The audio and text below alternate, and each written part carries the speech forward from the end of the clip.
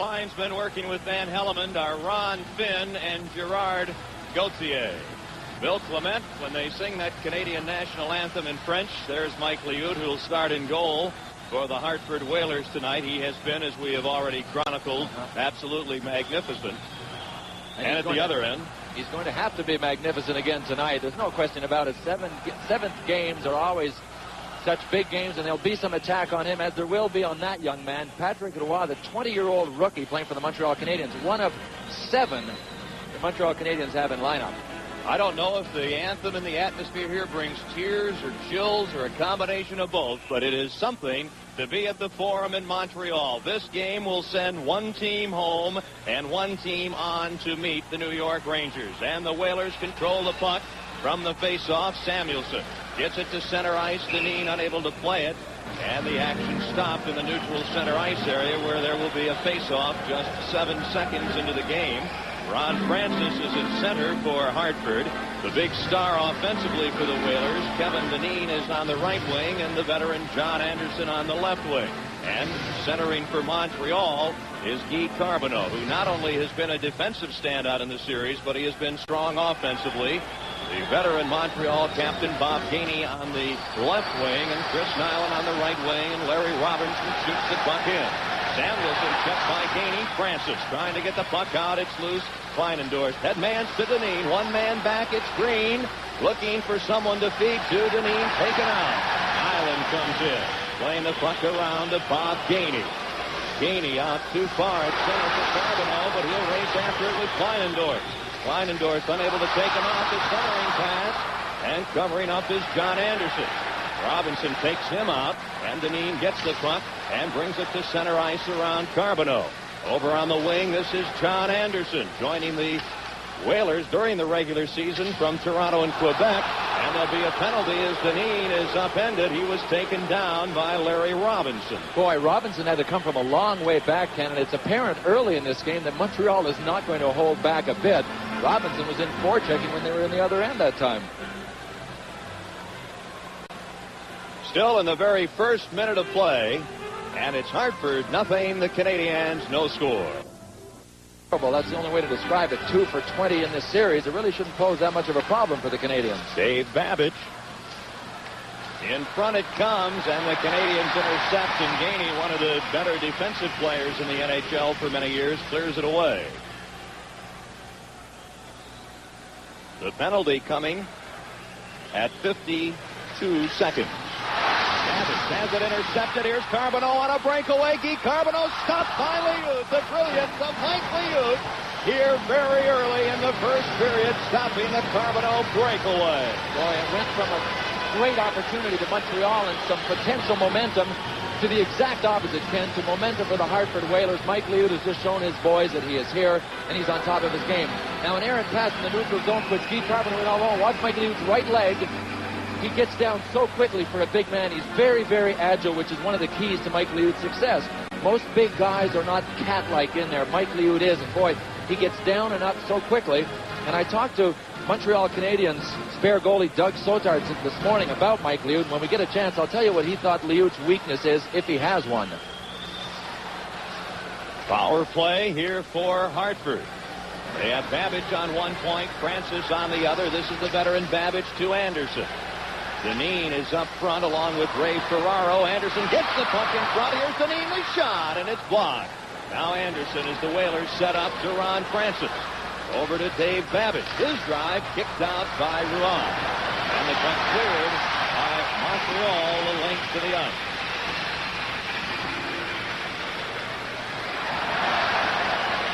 Grudlin forechecking along with McGee for the Canadiens. This is Anderson for the Whalers. There's 50 seconds left in the power play. Ferraro goes behind the net and loses the puck. Now McPhee for Montreal clears it to win for the ice. 40 seconds left in the Robinson penalty. Over 2 minutes played. No score opening period. Game 7 of this Adams Division final series. Evison intercepts, and then Chelios plays the puck away, and it deflects off Babbage into the crowd behind the Montreal bench. 27 seconds left in that tripping penalty to Larry Robinson. And There's the man trying to figure out what his team can do to penetrate the wall that Mike Liut has virtually set up in front of his net. And I mentioned talking to Doug Sodart, the other goalie, or he's one of the 3 goalies for the Whalers, and he said that goalies have told him they've watched Liut, and when Liut goes down to his legs, perhaps sometime he keeps his glove hand very close to his body. So that would be a weakness. When he goes down, shoot up high. The thing is, though, Mike Liut does not commit himself until the shooter lets it go. So it's one of those weaknesses that's very difficult to take advantage of. It's almost grasping for a weakness. And earlier in the series, Ken, the Montreal Canadiens were standing around trying to spy on Mike Liut to figure out what they could do to get the puck by him. And the only analogy I could draw to spying on Mike Liut would be watching somebody do a Rubik's Cube thing in 30 seconds and then having it handed to you and saying, go ahead and do it. You saw it. You can't find a weakness in the way he plays. Power play, Hartford. The Whalers have not had a very strong power play in this series. And in fact, in the regular season, they were 11th in the NHL with their power play. Paul Lawless is on one wing for the Whalers. Evison is also on. And way up front, Stuart Gavin, he takes the puck. Evison breaks for the net, and it's dumped in. Chelios back, hit by Lawless. Chelios, the University of Wisconsin product, knocked down. Carbonneau misses a check. Evison intercepts, side of the net. Gavin in front, and broken up very nicely that time by Ludwig, the Montreal defenseman, and Larry Robinson back on out of the penalty box. Robinson to center ice for Montreal. Over to Carbonneau, the shot! Liut may have gotten just a piece of that drive by Guy Carbonneau, and the play is offside at the Hartford blue line. Early in the game at the Forum in Montreal, there's no score. Night after the game in Hartford, they checked right into a hotel, and Jean Perron, the coach, said, guys, I want you concentrating on Tuesday night. So they're still wearing the same clothes that they had on in Hartford. Needless to say, they would not have taken clothes for a Game 7 to Hartford with them just because it wouldn't have represented a very positive attitude. Now the Canadiens over the blue line, but Montreal offside. Let's check in with Jim Kelly. Well, of course, coming up tomorrow night, guys, we've got that big one out in Edmonton, live from the Northlands Coliseum at 9:30 Eastern Time. No blackout on ESPN. It is Game 7, the Calgary Flames and the Edmonton Oilers. The bloody Battle of Alberta. Join us for that. And then on Thursday night, we'll open up. It'll be the winner of this game playing host to the New York Rangers as we start our march to the Stanley Cup on ESPN. McPhee dumping the puck in Montreal. Here comes Hartford now, and intercepting McPhee, and it's played back to Chelios on the defense. Now a chance for Ron Francis. He's knocked down by Naslund. Chelios can't play the puck. Francis does, and then Chelios ends up with it after the Bobby Smith check. Neither team really playing it wide open here to start off this opening period. 4 minutes have gone by. Naslund, Smith trailing. McPhee breaks for the net. Naslund throws his weight. And then Francis has the puck for Hartford. Up to Kevin Dineen. Dineen crisscrossing with Anderson. Anderson with the shot, and it goes wide. Claude Lemieux back for the puck. Gets it up to Bobby Smith. He's stopped by Doug Jarvis, and then Chelios quickly gets it ahead. Now Strudlin trying to move in. Lemieux checked, and Doug Jarvis, a fine defensive player, back. McDermott spins Strudlin around. Green gets the puck ahead. And McDermott for Hartford clears it off Jarvis down the ice, and Roy will stop that. There's no score here at the Forum in Montreal. Robinson a dangerous pass, and he ends up with a puck and charges to center ice. Nicely ahead to Richer. Stephane Richer in front, and Strudlin tied up by Quenneville. Now it's Strudlin, the youngster, centering. Back to the point. Claude Lemieux, a shot. That hits Tippett. He breaks out to center ice. Tippett for Hartford, shooting the puck in. McDermott after it around Robinson. Then Robinson takes him out. And a loose puck, and it's cleared down the ice by Montreal. The youngster, Dana Merzen, only 19 years of age, plays it to center ice onto Larry Robinson's stick. Robinson fighting off Robertson, and there'll be a penalty. There'll be a penalty, an interference penalty coming up here against Montreal. At the Forum, the Whalers nothing, the Canadiens no score. There's a look at Claude Lemieux, who's off for interference here in Montreal in the first period. And what you didn't see while we were gone is the man that... There's the interference now coming up. He actually hooks Torrey Robertson to try and get him off of Larry Robinson's back. Now, after the play, and when we were gone to commercial, Brian Strudlin skated up to Torrey Robertson and planted a shoulder right into his chest. And Robertson showed a great amount of of poise in not retaliating, and as a result, the Whalers have another chance at the power play, but it was a definite attempt to try and goad Torrey Robertson into a penalty to even things up. Nice try by Brian Skrudland. Even better decision by Torrey Robertson not to retaliate. 5:21, the time of the interference penalty to Lemieux. Roy leaves the puck for Green, high off the glass. The puck comes to center ice to Gainey, and he can handle it. The Canadiens shorthanded. They did a good job fending off the Hartford power play very early in this first period. Green gets it across, and it's cleared by Mike Lawler. Now Hartford, Francis. Anderson tries to get in Gainey's way, and Guy Carbonneau with the puck onto the stick of Dave Babbage for Hartford. He'll have to shoot it in, and Green shoots it right back out. Boy, Ken, they love Bob Gainey here in Montreal, and they really should. You know, he's one of the hardest workers in the game. He wears that C for captain with pride. He really is a fair-haired boy here in Montreal. Kevin Dineen, who's been the big scorer for Hartford, taken out. It gives Ferraro a chance. Back to Babbage at the point. The shot knocked away by McPhee. Lawler there up to McPhee. And he gets it out to Skrudland. One-on-one with Ron Francis. Now two-on-one. McPhee breaks in. And a beautiful stick check by the centerman, Francis, having to play defense on the power play. Now, Anderson to Dineen. And in front, just out of the reach of Ferraro. And for Montreal, Rick Green, the veteran, clears the puck the length of the ice. 24 seconds to go, and the penalty to the Canadiens' Claude Lemieux. Ken, if there's one negative thing about having a 2-on-1 when you're a man down, if you don't execute properly and that one guy's lucky enough to break it up, you saw the result of 4-on-2 going the other way. It is offside Hartford at the Montreal blue line. 11 seconds left in the Montreal penalty.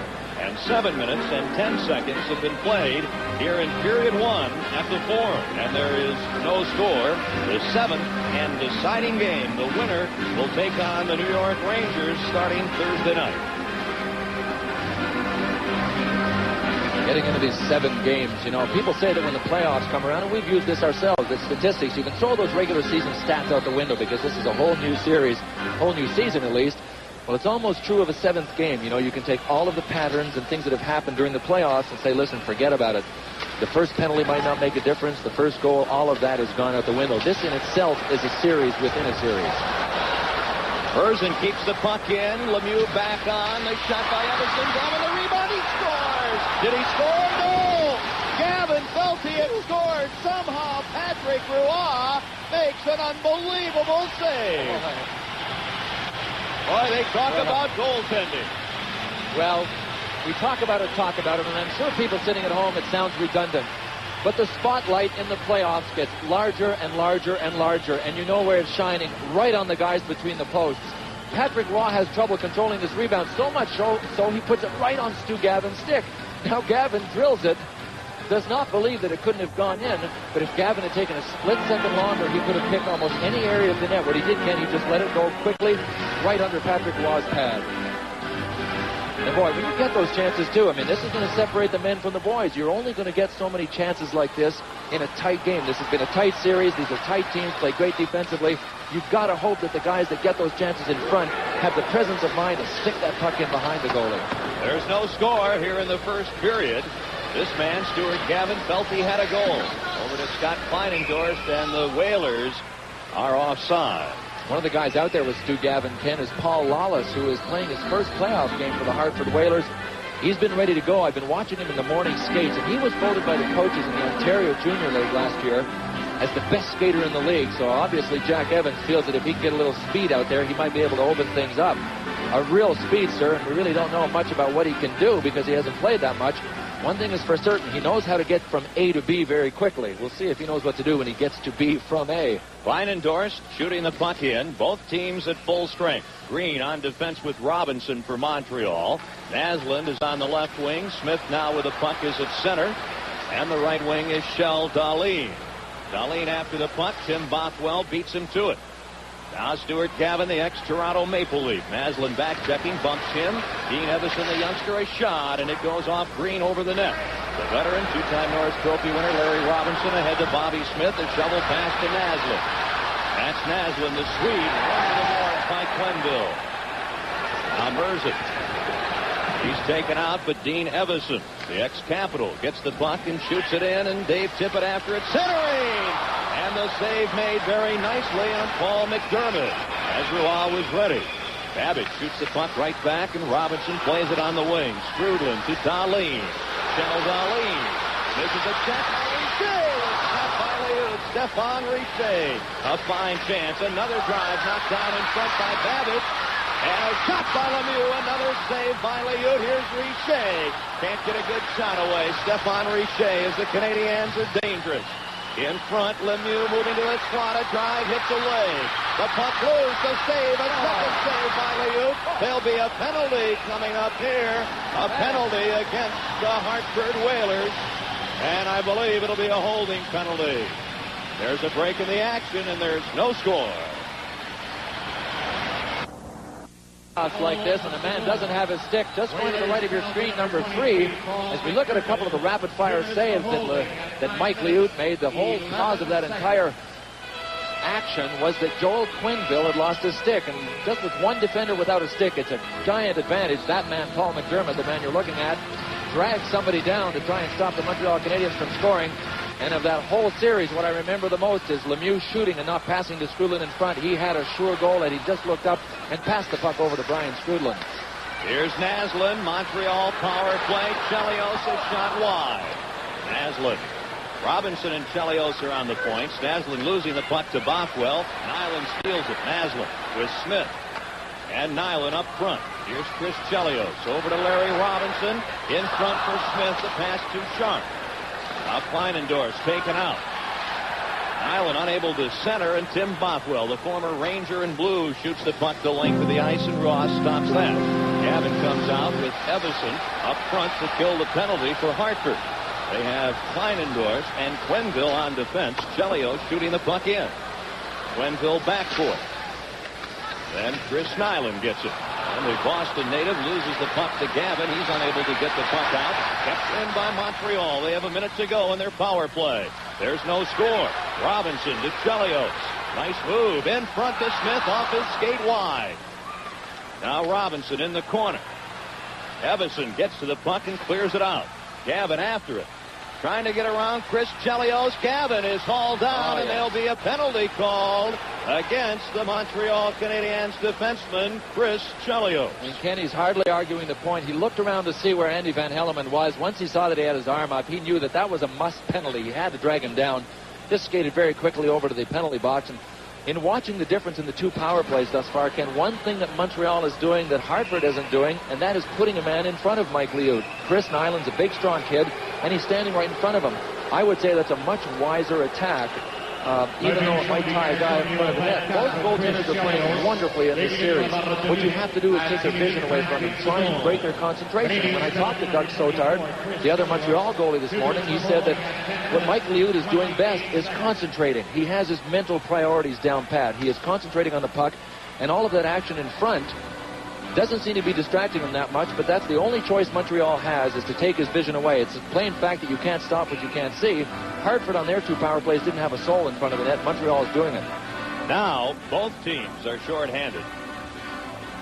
In the penalty box for Hartford, McDermott for another 43 seconds. Chelios a holding penalty at 10:28. No score, first period at the fourth. Puck in the Montreal end. Francis in front, unable to get a good shot away. Waller bumped by Deneen, and Montreal will bring the puck out. Beauvais after it with Bothwell. Serge Beauvais and Tim Bothwell. Now Samuelson.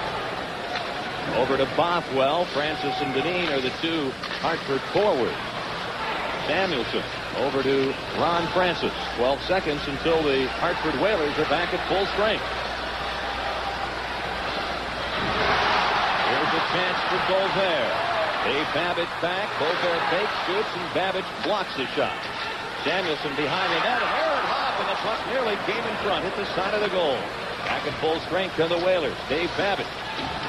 To that Montreal line, Wallace behind him, Deneen in front. The shot, and just closing the pass in time is the 20-year-old Patrick Raw. Boy, he doesn't give ground very easily. You know, for a young kid, he really knows where his net is, really stands in there, and never loses sight of what's behind him, and that has to be instinct. You know, you get past that red crease that we see out there, the little square box that's painted on the ice in front of the net for people that don't know what the crease is.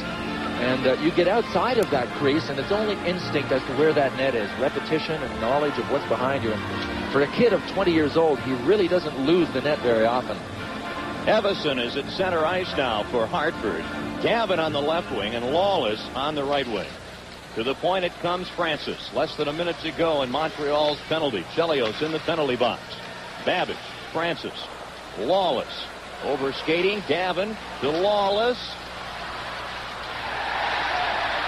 Carbonneau takes a whack at Lawless as Francis fires it in front, knocked down nicely by Gainey. Now Guy Carbonneau and Bob Gainey. Gainey in front, and he's too well covered to get his stick on the puck. Lawless, an outlet to Gavin, but behind the play.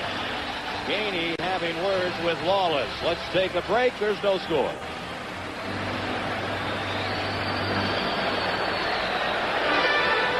Ron Francis, 2 minutes for holding. Well, Ron Francis will serve 2 minutes for holding, and definitely not a typical holding penalty. He went down trying to check one of the Montreal players in front of Mike Liut. Grabbed onto his stick and just didn't let go. And I think part of the reason Kenny was hanging onto his stick was that he didn't want to crash into the goalpost.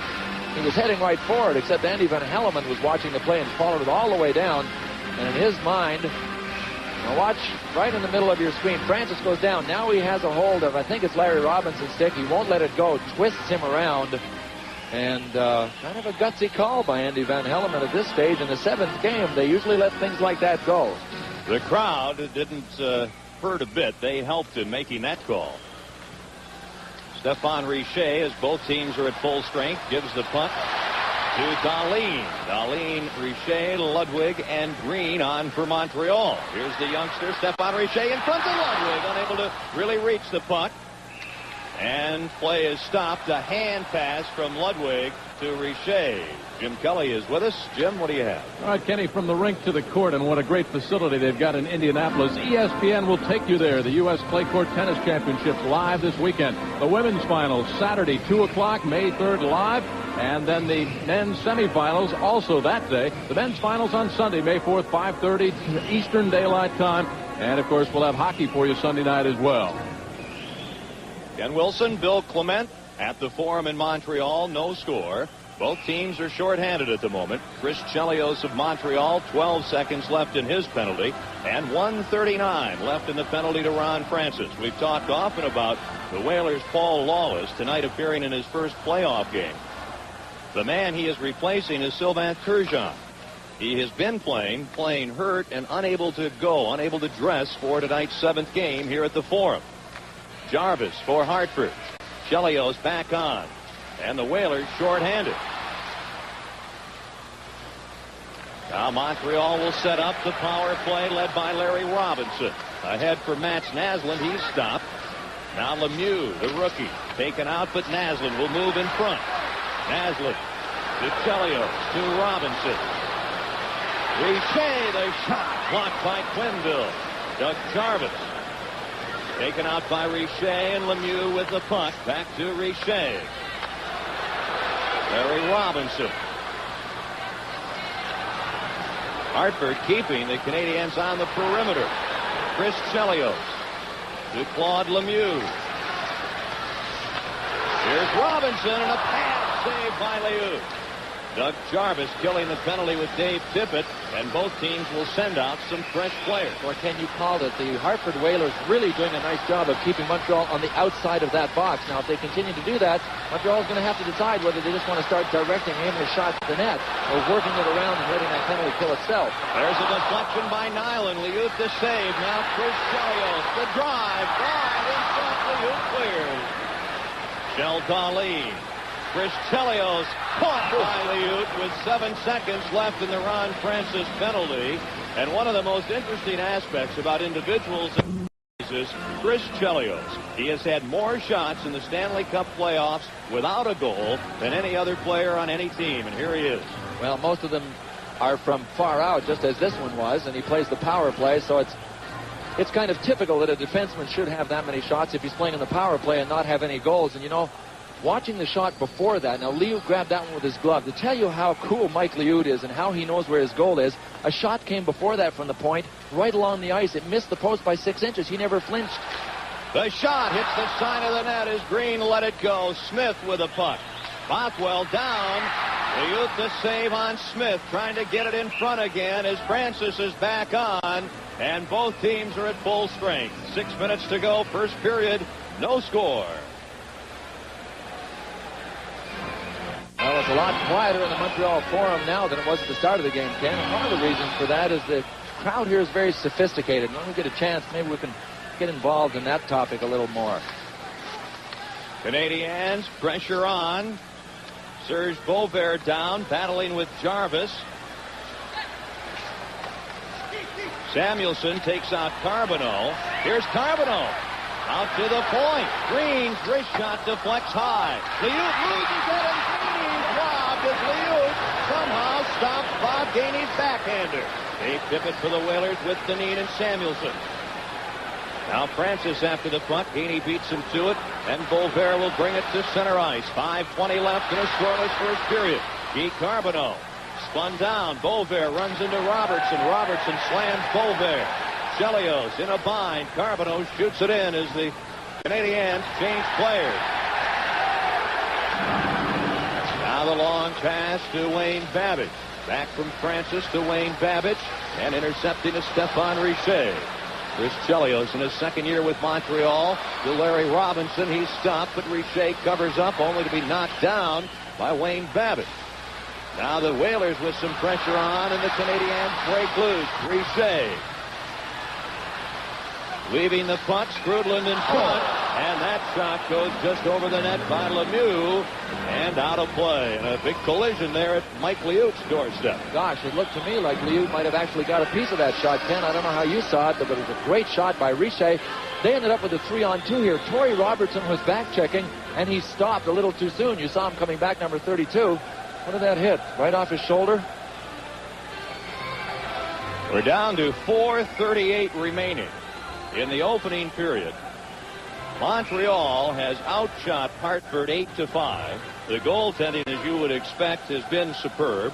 Roy, in his 10th game, coming in with a 1.89 goals against average in the playoffs. Liut, 7 playoff games and an unbelievable 1.92 goals against average. He did miss almost 8 periods in this playoff series with a leg injury, and then even came back a day early. And what did he do? He shut out Montreal the other night. Ken, those numbers are out of the 60s, aren't they? I mean, nobody has there was only one goalie in the NHL to have an average under 3 during the regular season. So when you get under 2 for a stretch of 10 or 12 games, you know you're on top of your game. And I mentioned the crowd here earlier and how sophisticated they are. As a result of that, they know what's good, they know what's bad, so they cheer when it's appropriate to cheer. It's one of the reasons why you'll go into other buildings around the National Hockey League and have fans screaming all the time. Well, here in Montreal, they acknowledge excellence and they frown upon their team when they're not working hard and things of that nature. So they basically get loud and get noisy when it's appropriate. That's one of the reasons why at times tonight we won't hear them, actually.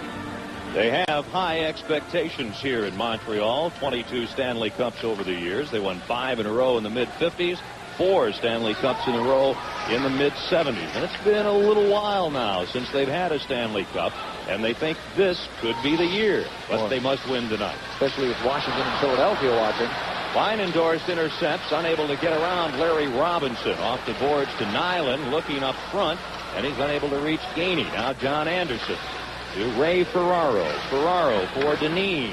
And he goes around Gainey, and then Gainey just bothers him enough that this shot is high off the glass and into the crowd. Hartford nothing, Canadiens nothing, and here's Jim Kelly. All right, Ken, thank you very much. Coming up in our first intermission, we, of course, will have highlights of last night's action. First, Toronto scoring their series with St. Louis. The Oilers doing likewise against the Flames. Tomorrow night live on ESPN, Game 7 between Calgary and Edmonton. Live cut-ins from St. Louis and Toronto. Also in our first intermission, a feature on the Whalers' Kevin Dineen. A check-in at Sports Center. More on today's NFL Draft, which you saw live on ESPN. And our colleague Tom Mees will have the Bud Light Hockey News highlights of first period action. Speaking of the first period, Bill Clement, kind of like the Whalers are playing, maybe facing Whitey Ford at Yankee Stadium. I would imagine the longer they stay close, the more confidence, the more momentum they build.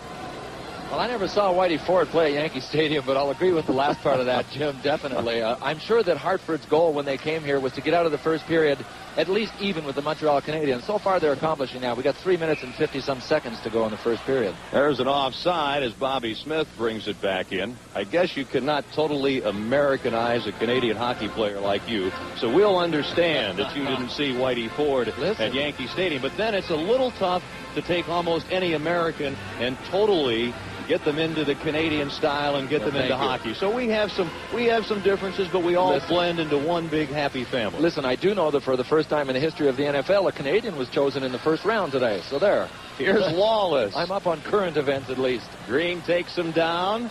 Smith for Montreal. Francis all over him, and Bobby Smith pulls away. Green ahead for Naslund. He'll wind it up. The little Swede, the Canadiens' leading goal scorer. Can't get around Gavin, but forces the puck in. Paul Samuelson, the 21-year-old from Sweden, taken down by Smith. And he covers the puck. No whistle yet. Andy Van Hellemond wants him to play. Samuelson trying to freeze the puck. Can't. Bobby Smith, the ex-North Star. Back to the point. Oh, Naslund, a deflection. Lawler's drive. Naslund, an ideal deflection. And Liut has been, again tonight, remarkable. Well, if there is absolutely any doubt in anyone's mind that Mike Liut is the key to the reason the Hartford Whalers are here, especially after last game 6. They were outshot 32-17. That puck was deflected halfway to the net. And unless you were standing there trying to catch the puck and pick it up as it changed direction, you couldn't appreciate what he just did. I don't even think I can fully appreciate it, but I know one thing. That thing changed 3 to 4 feet of direction. It was coming to his right, ended up to his left, never even flinched. Product of Bowling Green State University in Ohio, Mike Liut, out of Toronto, and of course had 6 brilliant years with the St. Louis Blues before being traded last season to Hartford. Tippett with the puck for the Whalers. McDermott in front of him. Unable to get around Chelios. Robinson back to Chelios. They're the defense team for Montreal.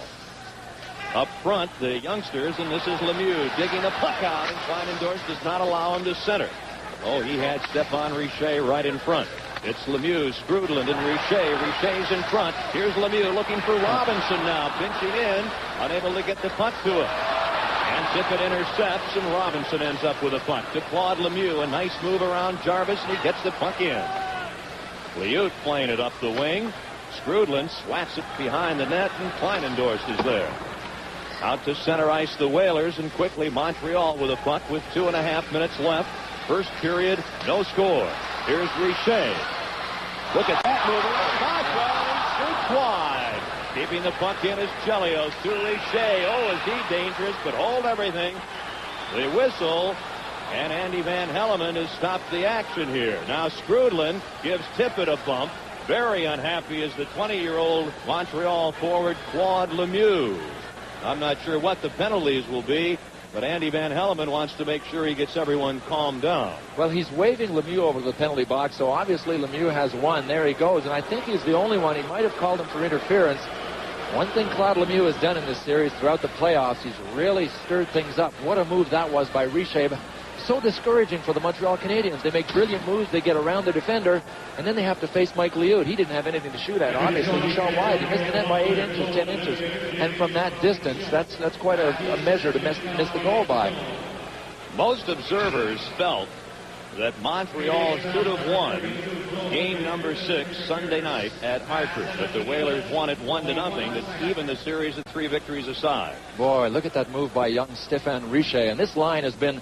This line of Scrudland and Lemieux and Richer, if not their best line, has been at least their second best line. We got 3 rookies on the same line that have really done a job for these Montreal Canadiens thus far. Montreal shorthanded for the 4th time. Carbonneau trying to gain a face-off, and he and Ferraro hold the puck.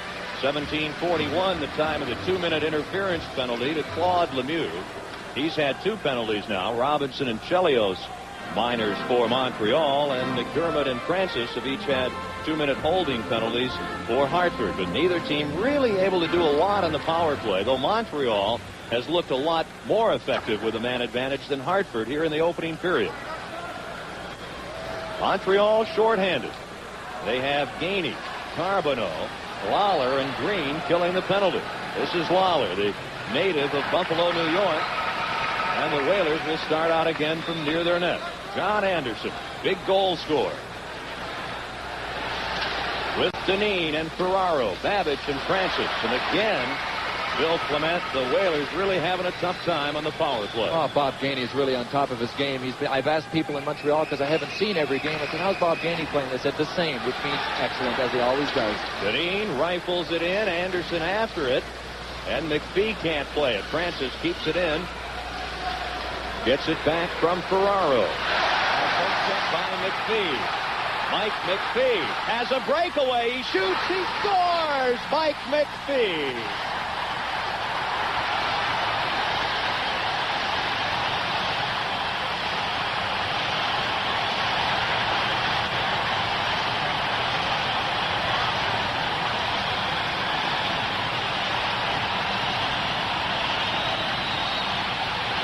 Well, these sophisticated fans in Montreal showing us that they can definitely come alive.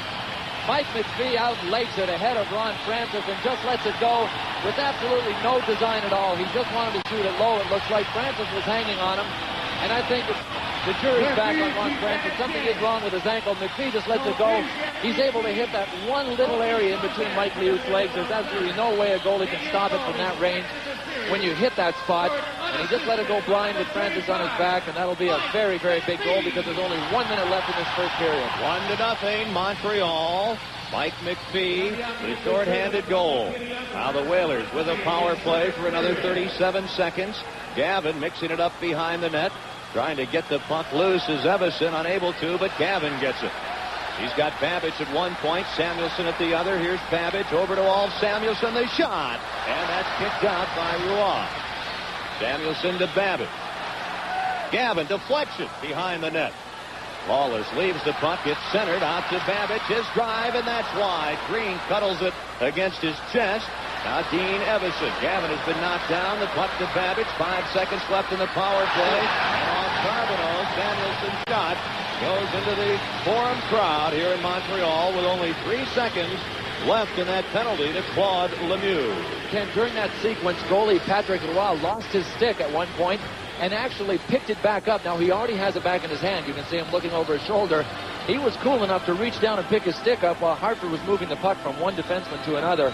That's quite a bit of poise, you know, taking that chance and believing that you can do it. That shows, obviously, the confidence that he has had to get here as a 20-year-old. He's really been the story for Montreal, as has Mike Liut been for Hartford.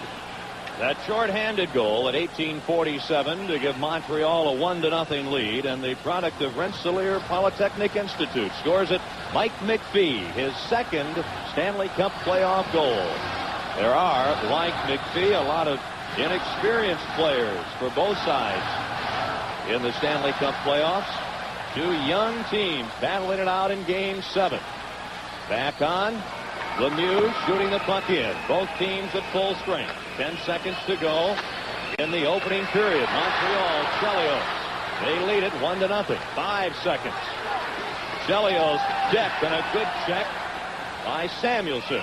And there's the siren. That is the end of the first period here at the Forum in Montreal. And the difference with a Shillelagh effort. Plays it all the way back near the Montreal blue line. It's shot in, clearly offside, Montreal, and the Canadiens lead the Whalers in Game 7, 1-0. Guy Carbonneau can only feel very frustrated right now. You go in on a guy like Mike Liut, and right away you know you're facing somebody that odds are in his favor immediately. Guy Carbonneau has had in this game 2 outstanding scoring opportunities. Each team has had 1 shot on goal in the second period as Patrick Roy holds the puck for a faceoff with 15:12 remaining in the second period, and the Whalers trailing Montreal 1-0. Of course, over the years, the Whalers have not fared very well here at the Montreal Forum. In fact, they won here for the first time ever just back on March 10th, late in the regular season. They won a playoff game here earlier in this round. But don't forget, though, Ken, Montreal was the first team to beat them in the playoffs in 6 years.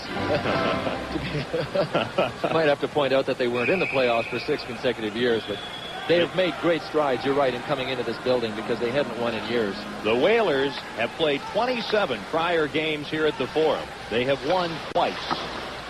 The March 10th victory in the regular season and then the playoff victory here April 17th. Both teams at full strength. Gavin, a second shot.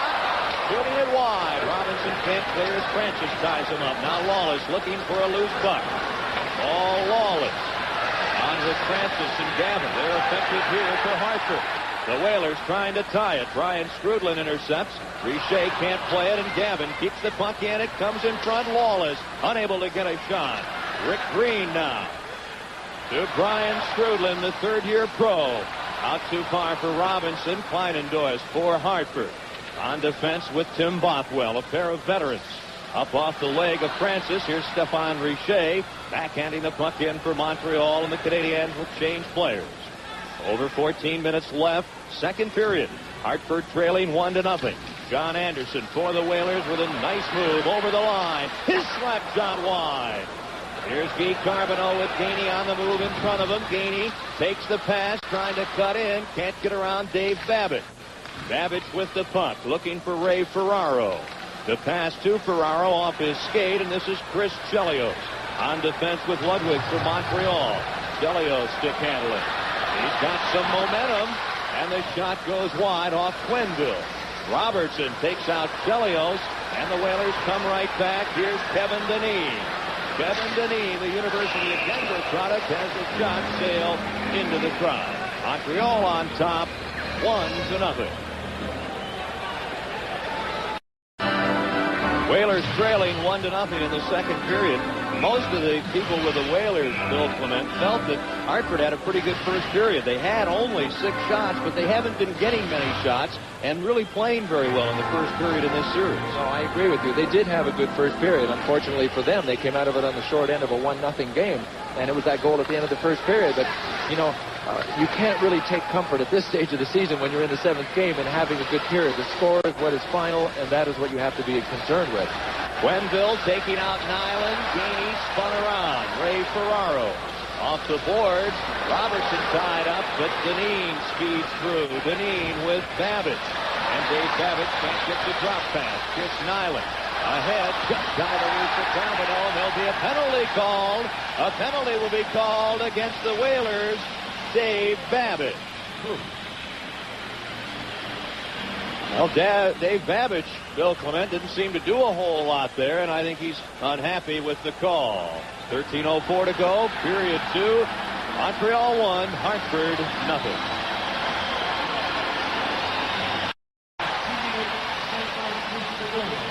Well, when we left you, one Hartford Whaler was being whistled off for this infraction. That was Dave Babbage. Really a questionable call. While you were gone, Torrey Robertson has joined that man, Dave Babbage, in the penalty box to try and get the call for you. I'm assuming it's an unsportsmanlike conduct penalty. 6:56, the time of the penalty. A hooking call against Babbage. Hartford shorthanded and trailing 1-0. Chelios leading the Montreal power play, unable to get around Quenneville. And Ken, it looks as if Torrey Robertson has gotten a misconduct because Hartford is only playing one man down. So Robertson will probably get to cool his heels for 10 minutes.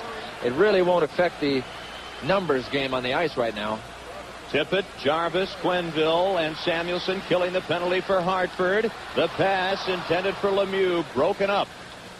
Here's Naslund with Smith and Lemieux up front. Chelios and Smith, or rather Robinson on the points. Robinson, Chelios, clean shot, just wide. Now Larry Robinson in front for Matt Naslund, too well covered.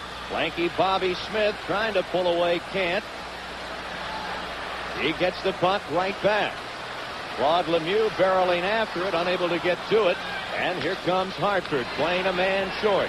They trail 1-0. There's less than a minute now to go in the Dave Babbage penalty. Good work by Jarvis, who will go to the bench now and be replaced.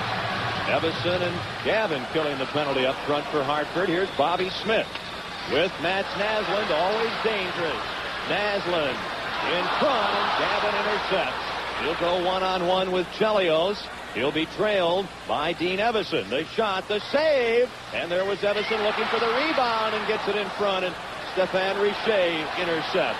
Richer with Naslund and Nyland. 20 seconds left in the Montreal power play. The centering pass. Larry Robinson stopped by Mike Lemieux. Naslund to Green, moving in Rick Green. He has Nyland in front. Now to Stefan Richer. Over to Matt Naslund. The shot. And it's wide by a foot. 5 seconds left in the Canadiens power play. Richer to Green, the Iron Man tonight, knocked down. And as Babbage comes on, the puck cleared. Roy stops it to Larry Robinson. Hartford changing players. The big defenseman just flips the puck in, and he'll head to the Montreal bench. Both teams at full strength. 10:50 left, second period. Francis for Hartford getting the puck in. Whalers trailing 1-0. The goal scored late in the first period by Mike McPhee, a short-handed Montreal goal. Island just out of the reach of Carbonneau. Then Liut planted into the corner. Samuelson takes out his man, and Francis gets the puck ahead to Paul Lawless. Lawless' quick shot wide. Covering the rebound is Roy, and we'll go to Jim Kelly.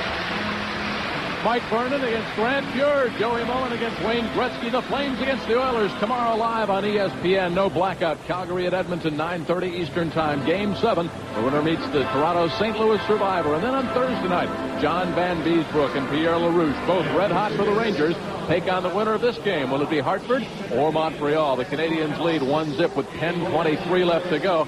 And Bill Clement, when will the Whalers have to open things up? How long in this hockey game can they rely on the goaltending of Mike Liut to carry them? Jim, I'm not sure that they have the personnel to open up with.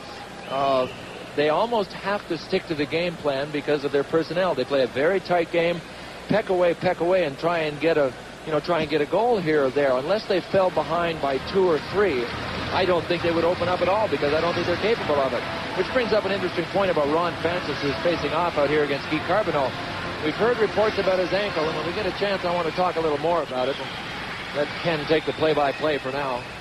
Lawler, the Montreal defenseman, hemmed in by Francis and Wayne Babbage. Carbonneau now, and it's loose to Francis. Meanwhile, Lawler and Wayne Babbage mixing it up. Francis in front. The puck right out there again, sent in front by Lawless. And Montreal just wanting to get rid of it, relieve the pressure. But Serge Beauvais wipes away the icing by getting down the ice in a hurry. Now Carbonneau to Ludwig, and he can't control. Craig Ludwig loses the puck to Francis. Lawless in front. And the pass goes on to Serge Beauvais' stick. And I can guarantee you Beauvais slapped his stick as if he were a Hartford player. He might have even started yelling, Ron, and if you don't look before you pass, there are some players that are smart enough to actually capitalize on that type of deal. Paul Lawless to Ron Francis, and he'll head to the bench. There's 9:25 to go. The second period. It's been scoreless here at the Forum in Montreal. Canadiens lead 2-0. The rookie Lemieux stopped at center ice by another rookie, Merzen. Now in front, it's all Samuelson. Out to Kevin Dineen looking for some skating room. Over to Merzen, the big defenseman, lugging the puck in. He can't get around Lemieux. Then Ferraro spun around by Lawler. Lemieux clears to center ice. Canadiens leading on a first period shorthanded goal by Mike McPhee. Mike Lawler, the 23-year-old defenseman, to Brian Skrudland. Skrudland to Lemieux, and he wasn't expecting the pass. Anderson takes out Lemieux. Ray Ferraro with the puck, and Brian Skrudland will cut in after it. Bumped by Merzen. And Ferraro and Richer in the neighborhood. Whalers can't clear it out. Chelios, a screen shot, and a dandy save by Mike Liut. At the Forum in Montreal, the Canadiens lead the Whalers 1-0.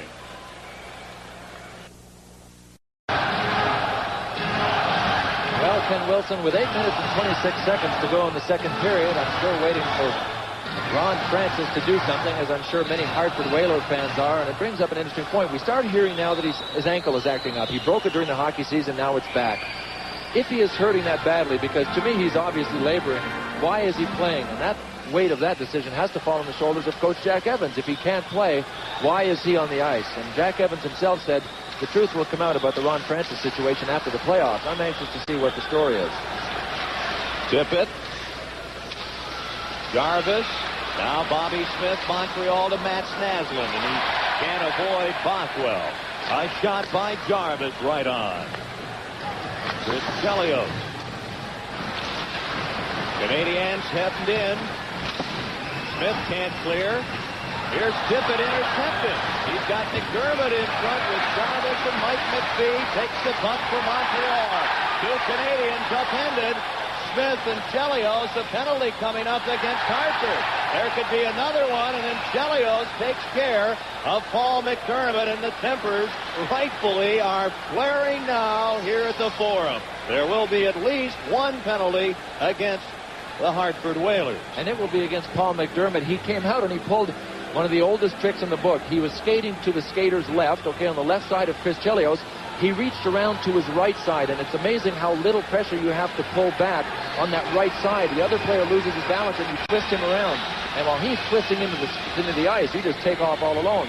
Well, Chelios felt it coming and really exaggerated the spin, and McDermott was incensed. He went after Andy Van Hellemond as he skated down the ice, slapping his stick on the ice, saying, "Listen, you blew the call."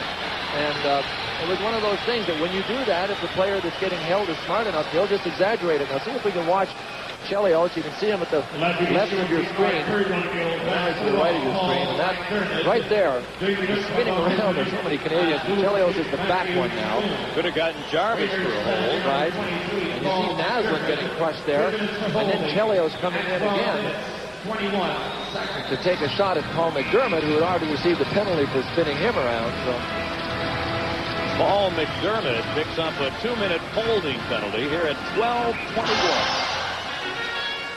Montreal with the man advantage. Richer, Lemieux, Naslund, Green, and Chelios in front of Rouen. The power play for coach John Perron. Killing the penalty, Quenneville, along with Samuelson, Evason, and Gavin. This is Naslund. He's stopped. Chris Chelios just dumping it in, and Claude Lemieux will dig in after it. Evason goes down. Quenneville unable to clear. Naslund, Chelios.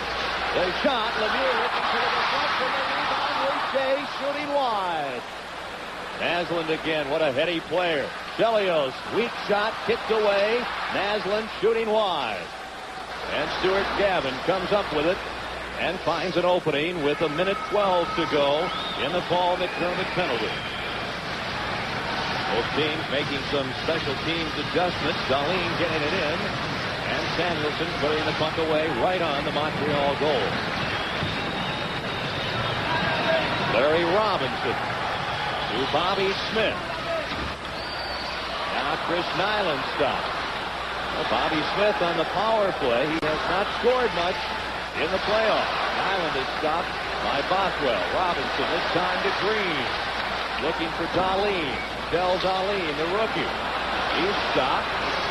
And all of a sudden in this period, the Montreal power play is not producing. Well, there's no question that the Hartford Whalers are capable of playing very, very strong defensive hockey. Their problem all along has been getting the puck by Patrick Roy at the other end. And they have killed penalties like this throughout the hockey season and in the playoffs. Montreal just is not penetrating very smartly right now, though. They're trying to do a lot of fancy things, and they're just not getting open. You know, I've said this before. Very often, the playmaker is the person without the puck. And when you see a guy that's getting closed in on, and he's getting closed up in the corner, you really have to go and create that outlet pass for him. The Canadiens aren't doing that for the people that are carrying the puck. Whalers back at full strength. And here's McDermott from out of the penalty box, looking for Francis. Back to Wayne Babbage, and the shot deflects wide. Ron Francis. Taken out by Nyland. Bobby Smith. Hit by McDermott. Now Francis is shot behind the net. Wayne Babbage leaves the puck. McDermott taken out. Wayne Babbage gets his own pass as it turns out.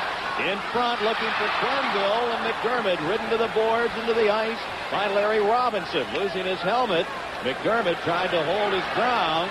The puck is still loose. They're on their knees now. It's a comedy of errors. And here is Del Dahlin with Nyland and Ludwig. It's 3-on-2 Montreal. Craig Ludwig in front. Shot fails to beat Mike Liut. Another shot Liut to save. Nyland in front.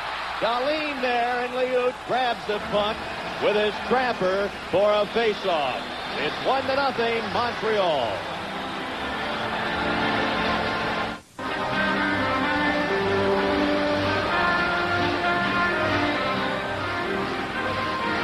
4 minutes and 35 seconds here in the second period in Montreal. And the Hartford Whalers trying desperately to come back, but Patrick Roy has been a formidable opponent tonight, as has Mike Liud in the other end.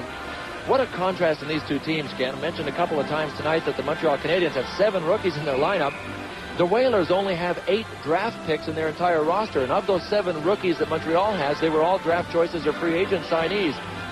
Emil Francis in Hartford has 14 players that are a result of trade and only 8 draft choices, and these teams are exact contrast in really in how they've been built from scratch, one by draft, one by trade.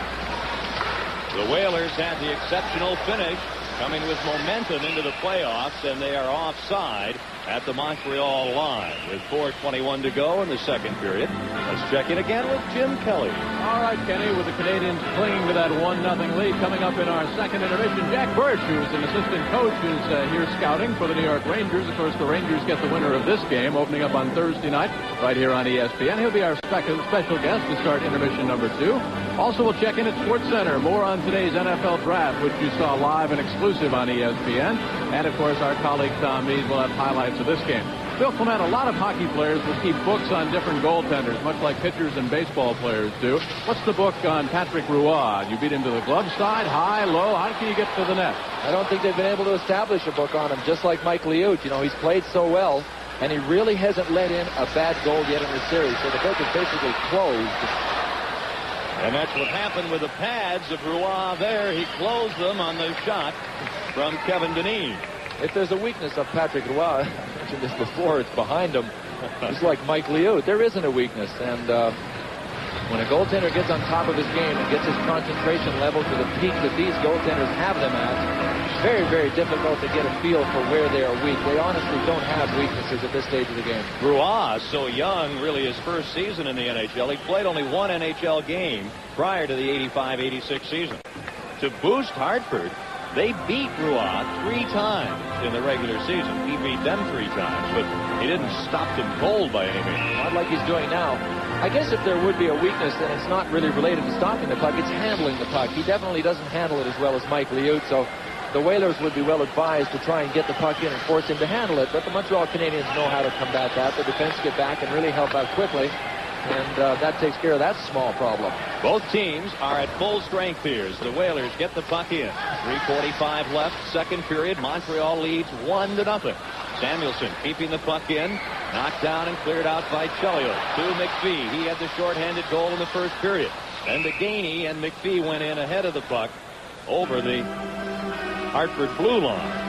That goal unassisted. Mike McPhee at 18:47 in the opening period. He was able to get around Ron Francis and pull away from him and score on a breakaway. And there's Captain Bob Gainey of the Montreal Canadiens. And I mentioned earlier that he's a fan favorite. He has almost had a trophy renamed after himself. He was won the Frank Selke Trophy as the best defensive forward in the National Hockey League 4 times. He's also won the Conn Smythe Trophy for the most valuable player in the playoffs once. And he gets a lot of his attention because of hard work. Big, strong, good skater, and unyielding. Canadiens clear the puck out, and it's played back in by Lawless. Digging after it, Wayne Babbage, trying to get away from Strudlin. And intercepting is Rick Green. He's on defense with Chelios, will be tested here. Pass in front, transferred, robbed by Roy. Meanwhile, Wayne Babbage and Brian Strudlin were mixing it up as Strudlin gets the puck from Chelios, gives it back to Strudlin in front. He slides it just wide. Richer now, Stéphane Richer gets it in front off the skate of Strudlin just wide. And the Ute has the puck smothered with 2:49 remaining in the second period. And Montreal leading 1-0 on that first period shorthanded goal. Boy, what a great job Montreal is doing when they get in tight of really jamming up in front of Mike Liut. They throw everybody in front of the net, and they're going to have to settle for goals on broken plays. I know there was a goal scored on a breakaway that ended up going between Mike Liut's legs, but by and large, the best success that Montreal can have, or at least look for, is going to be in a broken play. And those plays are created by people driving for the net and getting those rebounds. We mentioned that Hartford had a tremendous finish in the regular season. We saw them on ESPN at St. Louis on March 19th. They were under 500. on March 19th when they went to St. Louis. After that, and including the playoffs, they have played 18 games and lost only 4 times. 18-4-2 since we saw them at St. Louis on ESPN March the 19th. That is a very, very good finish. They've put it in high gear and haven't slowed down since. They've got it together at the right time, and that goes so far in the playoffs. Look at the New York Rangers. They're like a big snowball rolling down a hill now, getting bigger and bigger. Dave Tippett, McDermott flying in on the right wing. He gets the punt. Out in front, and Matt Naslund. A good job defending. Dave Babbitt drilling it wide. McDermott behind the net for Tippett, and again Naslund intercepts, and this time able to clear the zone. 2:25 remaining, second period, 1-0 Montreal. Robinson kicks the puck wide.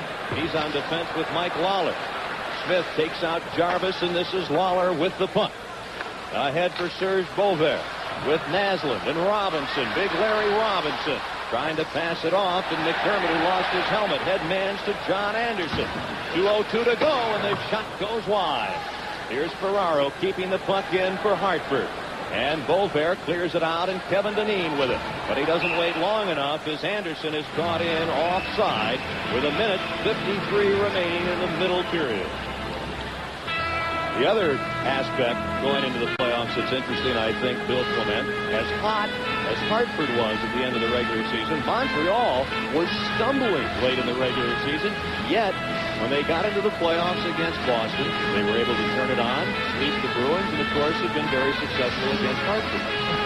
Well, it's very simple, Ken. The city of Montreal does not allow the Montreal Canadiens to come up short in the playoffs. There really is a great amount of attention that's directed towards the Montreal Canadiens, not only during the season, but during the playoffs. And, you know, Patrick Roy came up big for them in the Boston series and got them through that series, and their confidence started to build after that series. And as he played his first game, they were behind him. Bob Gainey, Rick Green, Guy Carbonneau. Line endorsed with the check on Carbonneau. Here's Kevin Dineen looking up to Torrey Robertson, who takes the pass. 1:22 to go. Whalers trail 1-0, second period. Dineen away from Nyland. Shoots! Oh, and he shoots just wide.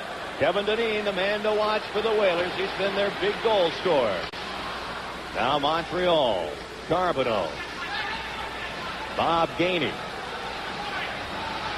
He'll shoot. And it gets through Liut, but over the crossbar. Carbonneau centers through the goal mouth.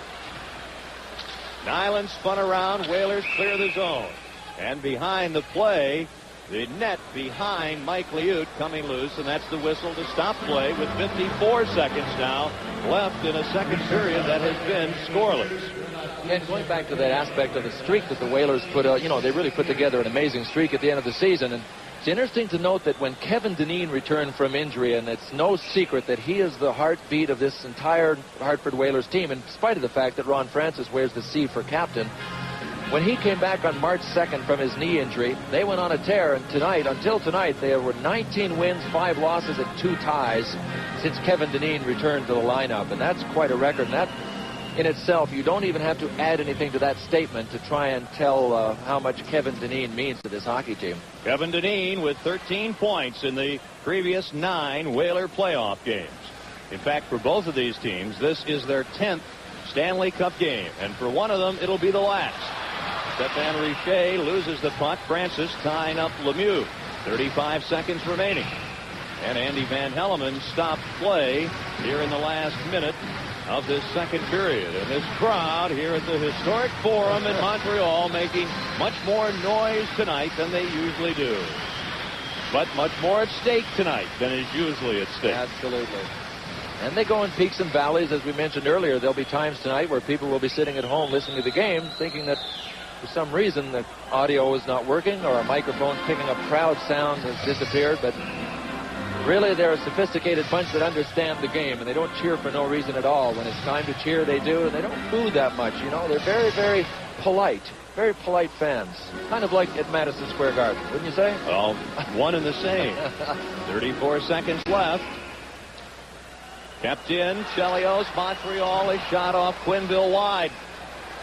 And that time Liut was headed the wrong way as Richer was stopped, and the puck covered by Quenneville and also Ron Francis.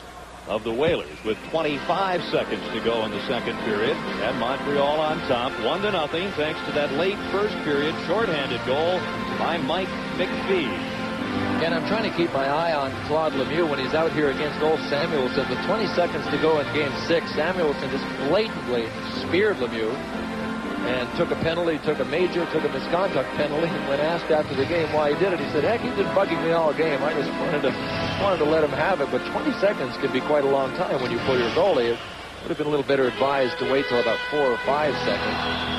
So far, no sparks. I think Lemieux is a disciplined enough player, but he's certainly an instigator. Against Boston, we saw Jeff Courtnall just drill him right in the face in the third period and take a real senseless penalty that put Boston down a man. And one thing about Lemieux, he gets in there and he stirs it up, and he's disliked by a lot of players that play against him, but he's got the discipline to actually take it on the chin, literally, and end up with his team at a man advantage. 22 seconds remaining. Francis shooting the puck in, looking for Wayne Babbage, who fans. Stéphane Richer.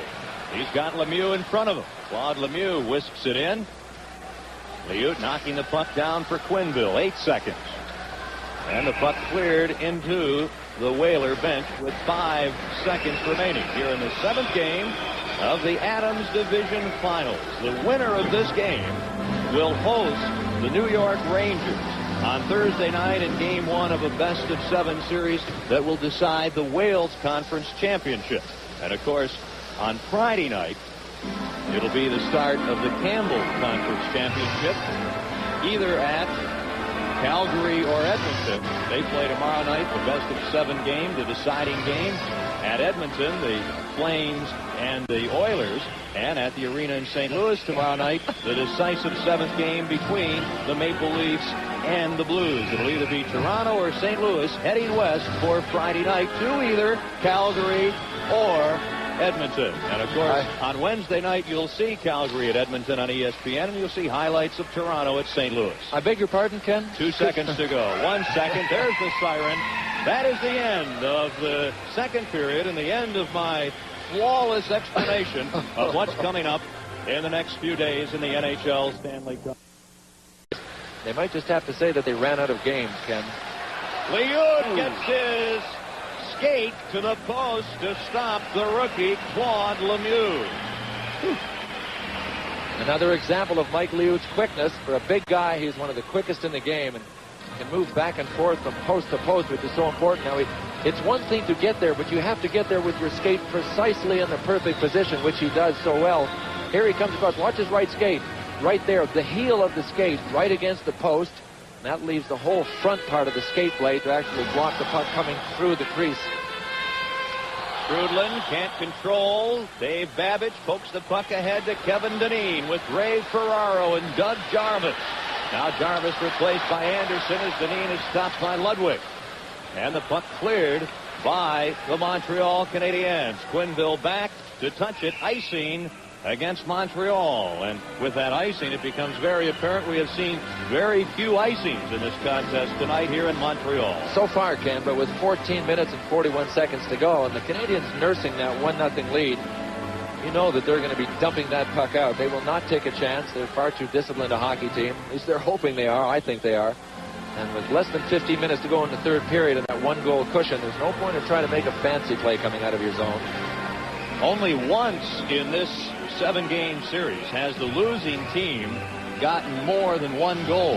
And these two teams tonight are coming off a 1-0 Hartford victory Sunday night in Hartford. And it's 1-0 Montreal here in the 7th and decisive game with 14:35 to go. And as it was a shorthanded breakaway goal in the first period by Mike McPhee.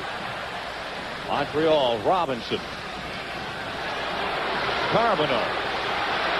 His shot, Liut makes the save, and there'll be a face-off deep in the Hartford end. Nice play by Guy Carbonneau. He knew that he didn't have time to get a lot of wood on it, and he saw that Nyland was cutting through the crease, so he just decided to direct it at Mike Liut. Now, Nyland ended up going behind Mike Liut. Here's Carbonneau. He's wheeling and dealing in the center zone. Now, Crosnell cut back to his right. He does a nice cutback move here.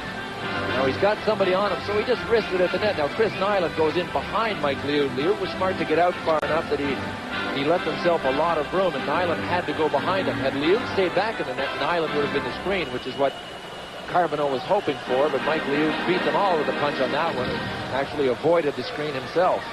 Each team has had 4 shots on goal in the third period. Samuelson through Gavin, and it's Rick Green who has played more than half this game. Smith can't get around Samuelson. Here's Mike McPhee. The shot hits Kleinendorf's skate. And the Whalers take possession. Scott Kleinendorf to Dave Tippett. Out to Stuart Gavin. And he'll shoot the puck in, and the Whalers will flood the zone. Tippett and Evison back. And it's Robinson to Naslund. Oh, nicely to Bobby Smith. Here comes Montreal. McPhee on the left wing. Smith, the shot line. Dave Babbitt hands the puck to Matt Naslund. Then takes Naslund to the boards. And here's Evison, the 21-year-old. Too far for Gavin, and Green will go back. 13:25 is the time remaining in the third period. Montreal up 1-0. Ryan Strudlin off the boards, and Quenneville will chase after it with Lawless. And Francis gets it ahead to Paul Lawless. Behind the play, Lemieux is hurt. After the puck is Wayne Babbitt. Babbitt's trying to move in front. Now Lemieux has gone to the bench, replaced by Nyland. Kleinendorf's the shot. That hits Robinson. Francis in front to Lawless. And Roy is there and makes the save. As that time Lawless had a fine scoring opportunity. It's Montreal 1, Hartford no score.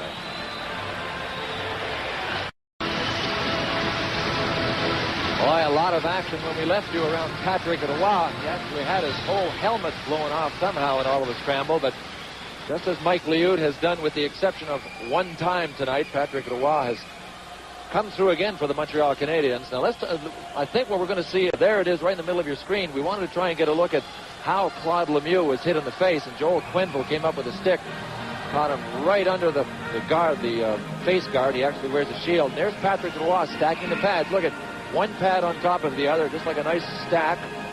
And really, Jack Birch said that he doesn't do a lot of things technically well, and that's one of the reasons they can't get a book on him. The Rangers assistant coach that Jim Kelly talked to between periods, well, that time he did something technically very well. He stacked those pads and really held ground while he was on his side. Raw leaves the puck for Lawler. Mike Lawler getting it to center ice. And the Whalers, with 12.5 minutes to go, down 1-0 as we check in with Jim Kelly. Kenny, last night in Calgary, I asked Glenn Sather, the head coach of the Oilers, what the difference would be, the key to Game 7 between Calgary and Edmonton. He winked and he said goaltending. Well, boy, his goaltender, Grant Fuhr, has been like Doug Henning, Mr. Magic. He's been stupendous.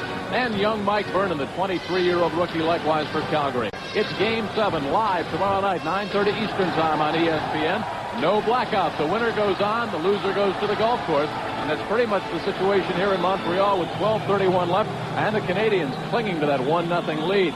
So, Bill Clement, what will Montreal do? Will it be a dump and shoot kind of philosophy, dump and chase? Or what will they do defensively to try and protect that lead? Absolutely right, Jim. They will not try to make a pass unless it is a sure thing. And sure things when you're passing are usually short passes. So no long passes. They will go for the dump out of the zone and down the ice.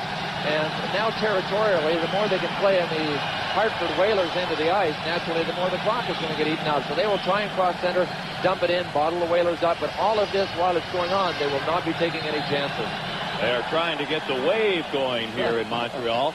Bill Clement, you may not believe this, but last night at Maple Leaf Gardens in Toronto, they actually had a wave going in the third period. I heard it got out of control.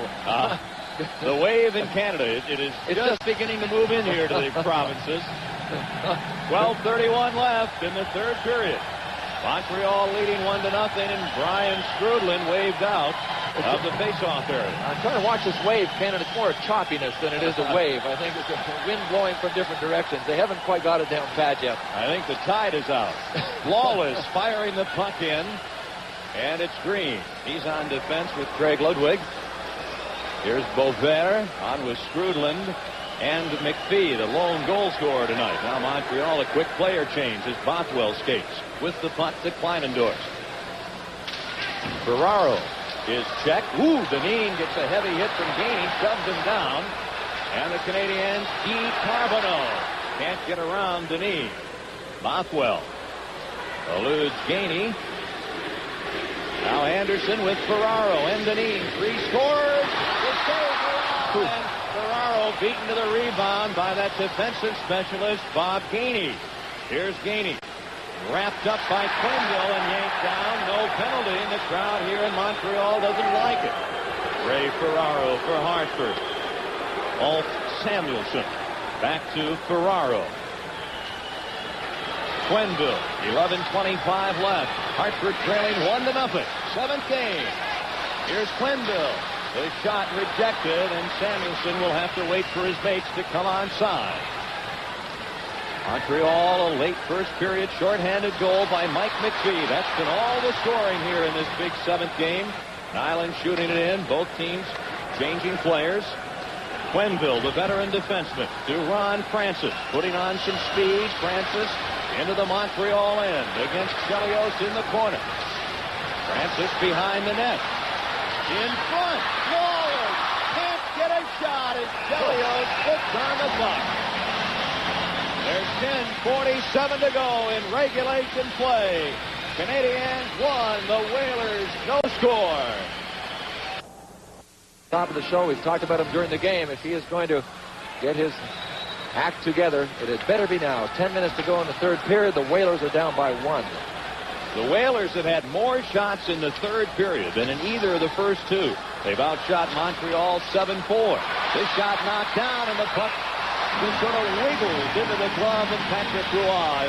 Centers Flair, Ludwig trying to move Lawless out of the way. I'll tell you one thing that's a key for Montreal, Ken, is besides the fact that Patrick Roy makes the first save, boy, he knows he can always count on his defensemen. Larry Robinson, Chris Chelios, Rick Green have played a lot tonight, along with Craig Ludwig. And you notice in the third period, when he has left a rebound there, somebody has always been there to clear it. So in his youth, he hasn't learned how to control all of the pucks yet, but he's got those cagey defensemen that really can play some strong defensive hockey to rely on, Rick Green and Larry Robinson especially. The face-off will be near the Montreal goal. 10:28 is the time remaining in the third period. Montreal on top, 1-0.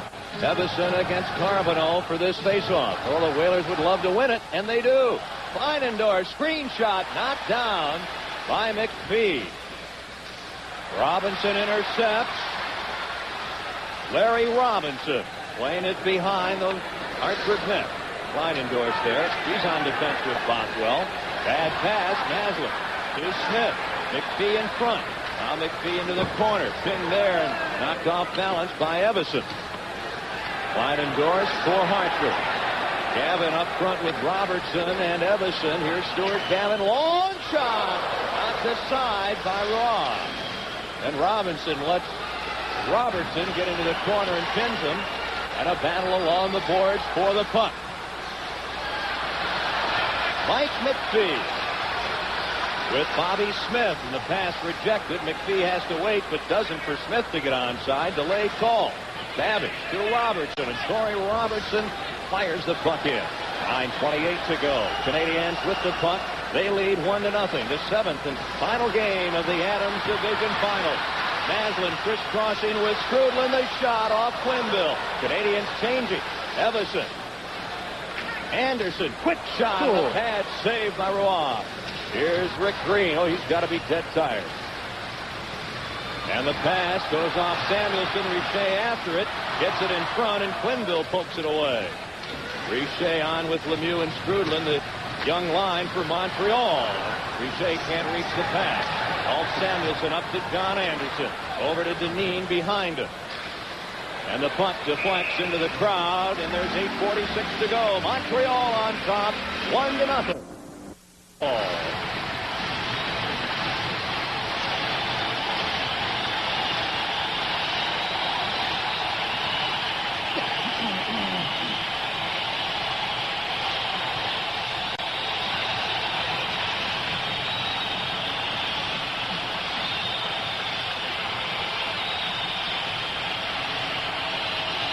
The Ron Francis line against the Canadiens' Brian Strudlin line.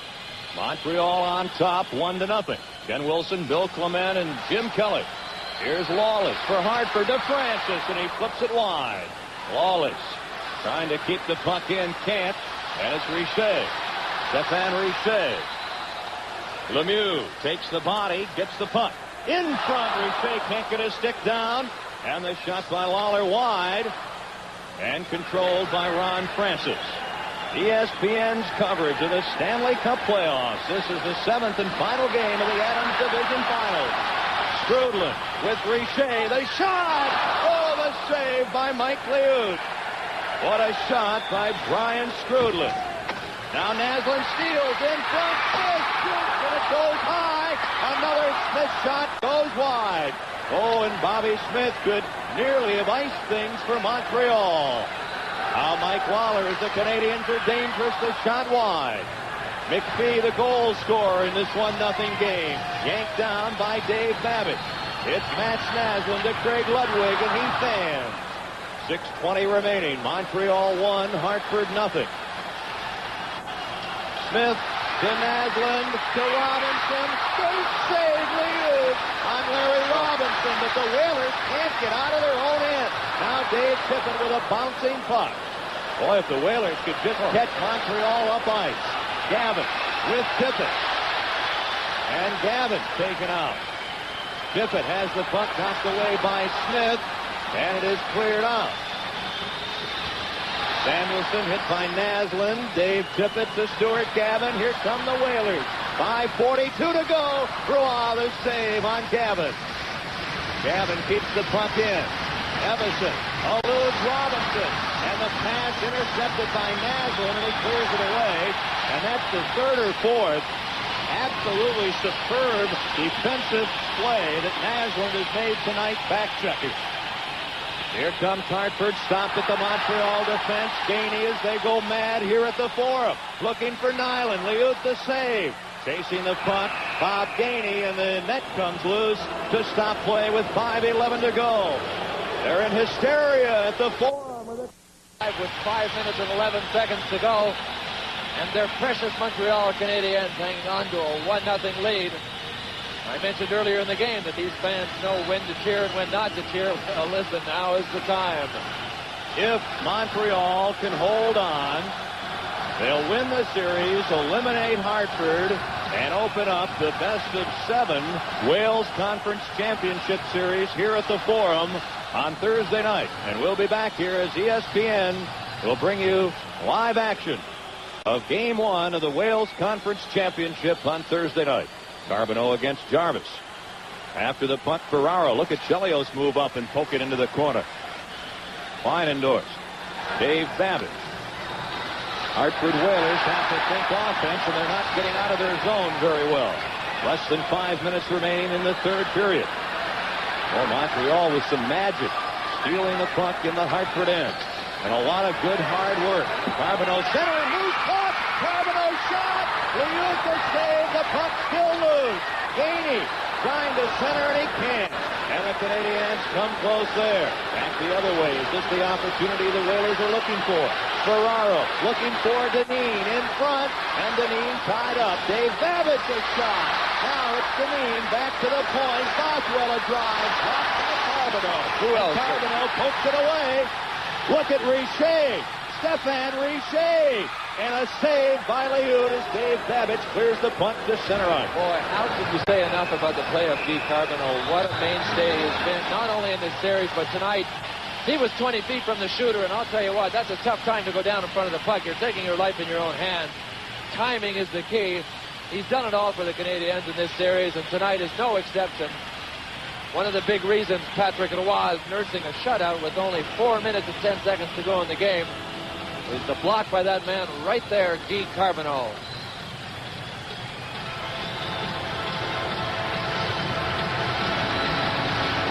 Can you imagine in this day and age, a 6th game and a 7th game in a series like this, a shutout? Oh. Ken, it's kind of an indication how things tighten up in the playoffs, and that it goes to show you that when players play for keeps with very high stakes, that things tighten up. And that just shows you the difference of what's at stake in the playoffs. And during the hockey season, a lot of these teams are capable of playing this tight. They just don't do it during the hockey season because the modern-day scorer, they all try to emulate Wayne Gretzky's and the high scorers that are in hockey. Montreal, Skrudlin getting it in, chasing Samuelson. Now Richer will move in, and Quenneville beats him to it. 3:56 to go in the third period. Whalers have not scored tonight. Mike McPhee, a first period shorthanded goal for Montreal. Samuelson hit by Lemieux, and they fight for the puck. Francis gets it loose to Lawless. Back to Francis. Nice defensive play by Richer. Lemieux moves in, shoots the save, and Skrudlin can't convert on the rebound. 3.5 to go. 1-0 Montreal. This line of Skrudlin, Richer, and Lemieux has been brilliant tonight. Samuelson for Hartford. Montreal now has outshot the Whalers 29-24. The drive by McPhee wide. Bobby Smith unable to control the puck, and it's Dean Evison winding up over to Alt Samuelson. The bad pass eludes Lawless, and it's Lawler shooting the puck into the the Hartford zone. Montreal forechecking. Bobby Smith, and Matt Naslin too well covered. There's 2:52 to go. Whalers trailing 1-0. Babbage scores! Dave Babbage, and it's tied at 1. God, what a shot, Ken Wilson. That is one of the hardest shots you will ever see in the National Hockey League. Patrick Roy hardly moved. Dave Babbage on a beautiful drop pass teed it up. This game is knotted at 1. The Forum is shocked, and almost kind of a nervous silence has come over the Forum. What a blast. Here comes the break out of the Whalers' end. Now Dean Evison has the puck. Watch the top of your screen. Babbage is falling. This blast had Patrick Roy handcuffed from the time it left Dave Babbage to sit. A howitzer. If we had had a clock on it, it would have measured close to 100 miles an hour, if not more, guaranteed. Boy, and in one shot, this game could go on and on and on, because we play until somebody scores in overtime. If we end up with 2 minutes and 48 seconds to go in the game, if we end up in regulation time tied, you know that you'll be with us and we'll be with you until this thing is resolved one way or the other. Dave Babbage, 14 regular season goals. That is his first playoff goal, and they don't come any bigger. Nice timing. There will be a bigger goal here tonight as the Canadiens are offside at the Whalers' blue line with 2:35 to go. 17-12 of the third period. The time of the Dave Babbage goal to tie it at 1. Equalizing Montreal. Canadiens scoring. Mike McPhee unassisted, a shorthanded goal at 18:47 of the first period. And I'm sure a lot of people felt that the Whalers would never score and end the season being shut out. Not the case. It is 1-1. Smith to face off with Jarvis. You know, Ken, it's almost, in fairness to Mike Liut, appropriate that the Whalers did get one. He's played such a brilliant game, and it would have been a shame to see an effort like that go right down the tubes at the end of a year with a no-goal output by the Whalers. Kleinendorst on defense with Bothwell for Hartford. Jarvis along the boards up front with McDermott and Tippett, and Bothwell will have to retreat for the puck. 2:20 is the time remaining. 1-1 in the third period of Game 7. Craig Ludwig on defense with Chelios. Off the boards to Bobby Smith. He can't play the puck. Tippett has it. Smith is on now with Gainey. Here's Tippett. A drive knocked down, and Naslin up front for Montreal. He has the puck. Matt Naslin with Gainey and Smith. Gainey to Smith. Bobby Smith, and a glove save by Liut as Smith was aiming for the far side. And as much as you credit Dave Babbage for that brilliant goal, don't forget to give credit to 21-year-old Dean Evison, who carried the puck into the zone and got the assist. Boy, I'll give Bobby Smith one thing tonight, Ken. He's getting his chances, and when you're in a slump, as long as you're getting chances, you know that sooner or later it's going to end. I mean, he didn't get great wood on that shot. It was a wrist shot, and for a guy like Mike Liut, not particularly tough shot to stop, but earlier in this period, Bobby Smith has had a couple of golden opportunities from the slot area, and as long as he's getting chances, provided they can get by this game and continue to play, he's got hope of coming out of his slump. There has been one prior overtime game in this series. That was last Wednesday night at Hartford, and the Whalers won it in overtime 2-1. And who scored it? Who else but Kevin Dineen? Hartford also won an overtime game at Quebec, the first game of their 3-game sweep over the Nordiques. They won 3-2 on a Sylvain Turgeon goal in overtime. And, of course, he is not suited up for Game 7 here tonight. 1:55 remaining. 1-1 the score. Jarvis and Carbonneau go down. Dineen clears it out to Ray Ferraro. Robinson back. Ferraro taken down. Sweeps the puck behind the net, and here's Rick Green. To Bob Gainey on with Carbonneau and Chris Nyland. A chance for Montreal. 1:38 to go. Here's Nyland's shot. Knocked down in front. Ferraro can't clear. Larry Robinson, a blast. Deflected wide by Gainey. Dineen battling Nyland, and the puck held for a face-off with 1:24 to go in the third period here at the Forum in Montreal. I don't like the way the Hartford Whalers are sticking together. Chris Nyland just had his knee right in the throat of that man, Kevin Dineen, while he was on the ice, and Samuelson just came over and tried to rip his knee at least out of the way and get him off of his teammate Kevin Dineen. And that's the kind of togetherness that gets you to the quarterfinals and gets you to the 7th game in the quarterfinals. No team makes it this far without quite a bit of togetherness. 17,546 fans jammed into the Forum in Montreal an hour and a half before the game when they opened the gates and they let the standees come in.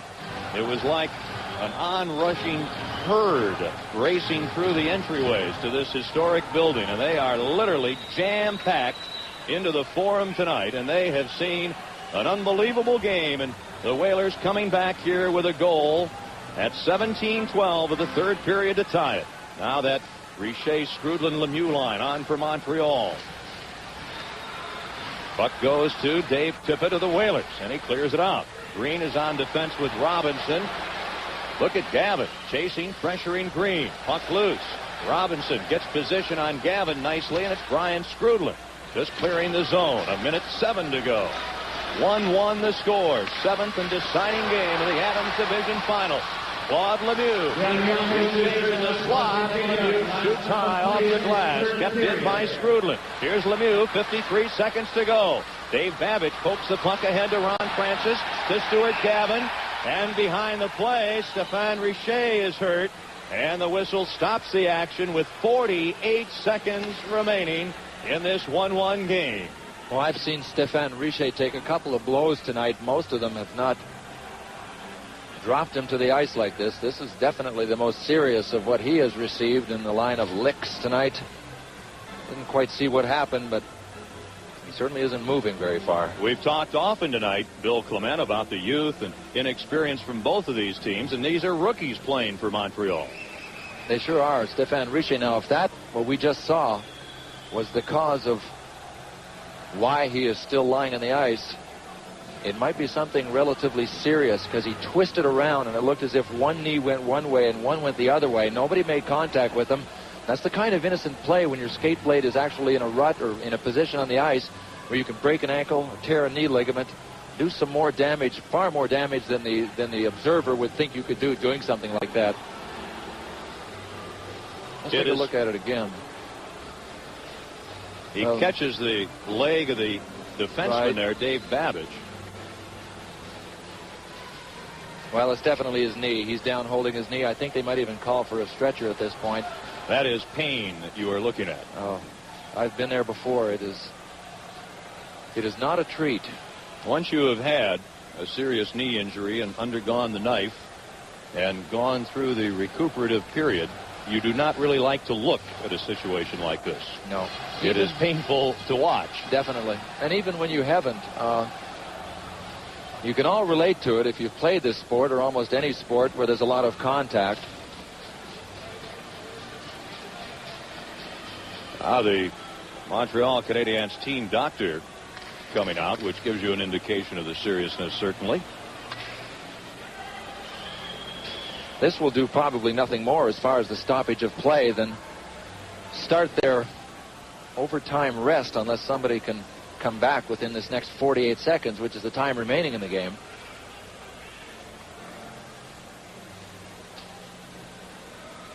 Boy, his knee must be blown up. I would think that with 48 seconds to go, that the tension increases now for those that sit and watch as Richer leaves. Players trying to keep their minds on this game. 1-1, last minute of play, 7th game. They can't help but have a negative thought about the injury, and yet you start to cool off. One aspect, you get a rest, but then you cool off and you kind of lose the flow of things. Right. The doctor out there, Dr. D.G. Kinnear, the club physician of the Montreal Canadiens, and the rookie, the sensational rookie, 19-year-old Stéphane Richer, with the knee, and it would appear to be the right knee, being taken off on the stretcher here at the Forum in Montreal. Tomorrow night on ESPN, the most vast, extensive coverage of the NHL Stanley Cup playoffs in USA history, as ESPN will take you out west for the 7th game at the Northlands Coliseum in Edmonton, Alberta, the decisive game in the Smythe Division Final Series. It'll be the Oilers, the defending Stanley Cup champs, against the Calgary Flames. And, of course, highlights, updates from the arena in St. Louis on the 7th and deciding game of the Toronto-St. Louis series. And there's the incident again where Richer injured his knee. Well, if there's some consolation, it's in the fact that it wasn't an intentional play, it looks like, by Dave Babbage. And speaking of tomorrow night in Calgary, our ESPN nominee for Man of the Year, Jim Kelly, although he hasn't, I think I'm the only one nominating him for that award. Boy, he's done a lot of traveling, and he seems bright-eyed and bushy-tailed somehow, game in and game out. Jim is here with us tonight. He will be in Calgary tomorrow night, or at least in Edmonton tomorrow night. And well, he'll be in Calgary, but he'll also be in Toronto tomorrow, too. He'll be in so many places on the way. 43 seconds to go. Liut handles the puck. Dave Babbage clears it off the glass and into the crowd. And now 39 seconds remaining in regulation time here at the Forum. There's Chris Nyland, the young man who hails from Northeastern University, Boston, Massachusetts, in his 6th season with the Montreal Canadiens. And he's on. Bob Gainey is on up front. Guy Carbonneau. Those are 3 genuine defensive specialists. But you know, Ken, they all are bona fide 20-goal scorers. So that is a comment on how dangerous they can be. They're not only capable of shutting down the top line on the other team, but when the line can combine for 60 goals and also be the line that you count on to shut down the opposition's big units, quite a talented trio. Robinson on one point, Chelios on the other. Key face-off. Carbonneau and Jarvis tie each other up. Then Carbonneau gets loose and shoots wide with 35 seconds left. Tippett can't clear, then pokes the puck out. Gainey has to circle. Now his teammates come out of the Hartford zone, and Kleinendorf's back. You can watch the clock. 23 seconds. 1-1 the score. 7th and final game of this series. Chelios, the shot knocked down by Samuelson. Robinson shoots it wide. Here's Gainey in front. Carbonneau can't control, and it's Gavin. 8 seconds to go. One last shot for Hartford. And Chelios breaks up the play. 2 seconds away from sudden death overtime. And the 7th and final game of the Hartford-Montreal series here at the Forum will go into overtime after 60 minutes of play. Mike McPhee, a short-handed goal in the first period for the Canadiens. And Dave Babbage, a goal with less than 3 minutes to go in the 3rd period for Hartford. It's the Whalers 1 and the Montreal Canadiens 1. Well, I can guarantee you one thing, Ken, as we watch those Hartford Whalers walk off the ice, they're not nearly as tired a group now as they were 5 or 10 minutes ago. Patrick Waugh turning around and slapping the inside of the net where Dave Babbage had bulged the twine. They might just have to say that they ran out of games, Ken. Liut gets his skate to the post to stop the rookie, Claude Lemieux. Another example of Mike Liut's quickness. For a big guy, he's one of the quickest in the game and can move back and forth from post to post, which is so important. Now, it's one thing to get there, but you have to get there with your skate precisely in the perfect position, which he does so well. Here he comes across. Watch his right skate. Right there, the heel of the skate right against the post. And that leaves the whole front part of the skate blade to actually block the puck coming through the crease. Strudlin can't control. Dave Babbage pokes the puck ahead to Kevin Dineen with Ray Ferraro and Doug Jarvis. Now Jarvis replaced by Anderson as Dineen is stopped by Ludwig. And the puck cleared by the Montreal Canadiens. Quinville back to touch it, icing against Montreal. And with that icing, it becomes very apparent we have seen very few icings in this contest tonight here in Montreal. So far, Ken, but with 14 minutes and 41 seconds to go, and the Canadiens nursing that 1-0 lead, you know that they're going to be dumping that puck out. They will not take a chance. They're far too disciplined a hockey team. At least they're hoping they are. I think they are. And with less than 15 minutes to go in the third period and that one-goal cushion, there's no point in trying to make a fancy play coming out of your zone. Only once in this 7-game series has the losing team gotten more than one goal. And these two teams tonight are coming off a 1-0 Hartford victory Sunday night in Hartford. And it's 1-0 Montreal here in the 7th and decisive game with 14:35 to go. And as it was a shorthanded breakaway goal in the first period by Mike McPhee. Montreal, Robinson. Carbonneau. His shot, Liut makes the save, and there'll be a face-off deep in the Hartford end. Nice play by Guy Carbonneau. He knew that he didn't have time to get a lot of wood on it, and he saw that Nyland was cutting through the crease, so he just decided to direct it at Mike Liut. Now, Nyland ended up going behind Mike Liut. Here's Carbonneau. He's wheeling and dealing in the center zone. Now, Crosnell will cut back to his right. He does a nice cutback move here.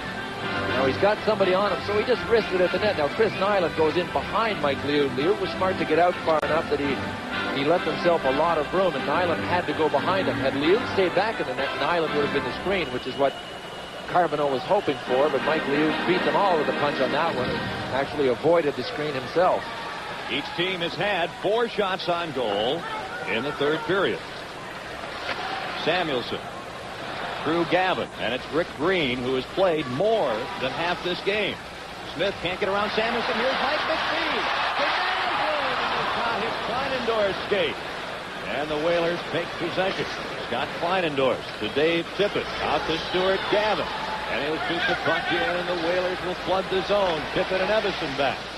And it's Robinson to Naslund. Oh, nicely to Bobby Smith. Here comes Montreal. McPhee on the left wing. Smith, the shot high. Dave Babbitt hands the puck to Matt Naslund. Then takes Naslund to the boards. And here's Evison, the 21-year-old. Too far for Gavin, and Green will go back. 13:25 is the time remaining in the third period. Montreal up 1-0. Ryan Strudlin off the boards, and Quenneville will chase after it with Lawless.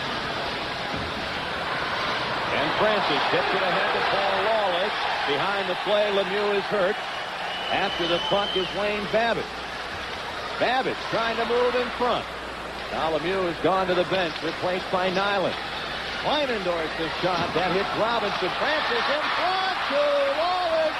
And Raul is there and makes the save. As that time, Lawless had a fine scoring opportunity. It's Montreal 1, Hartford no score.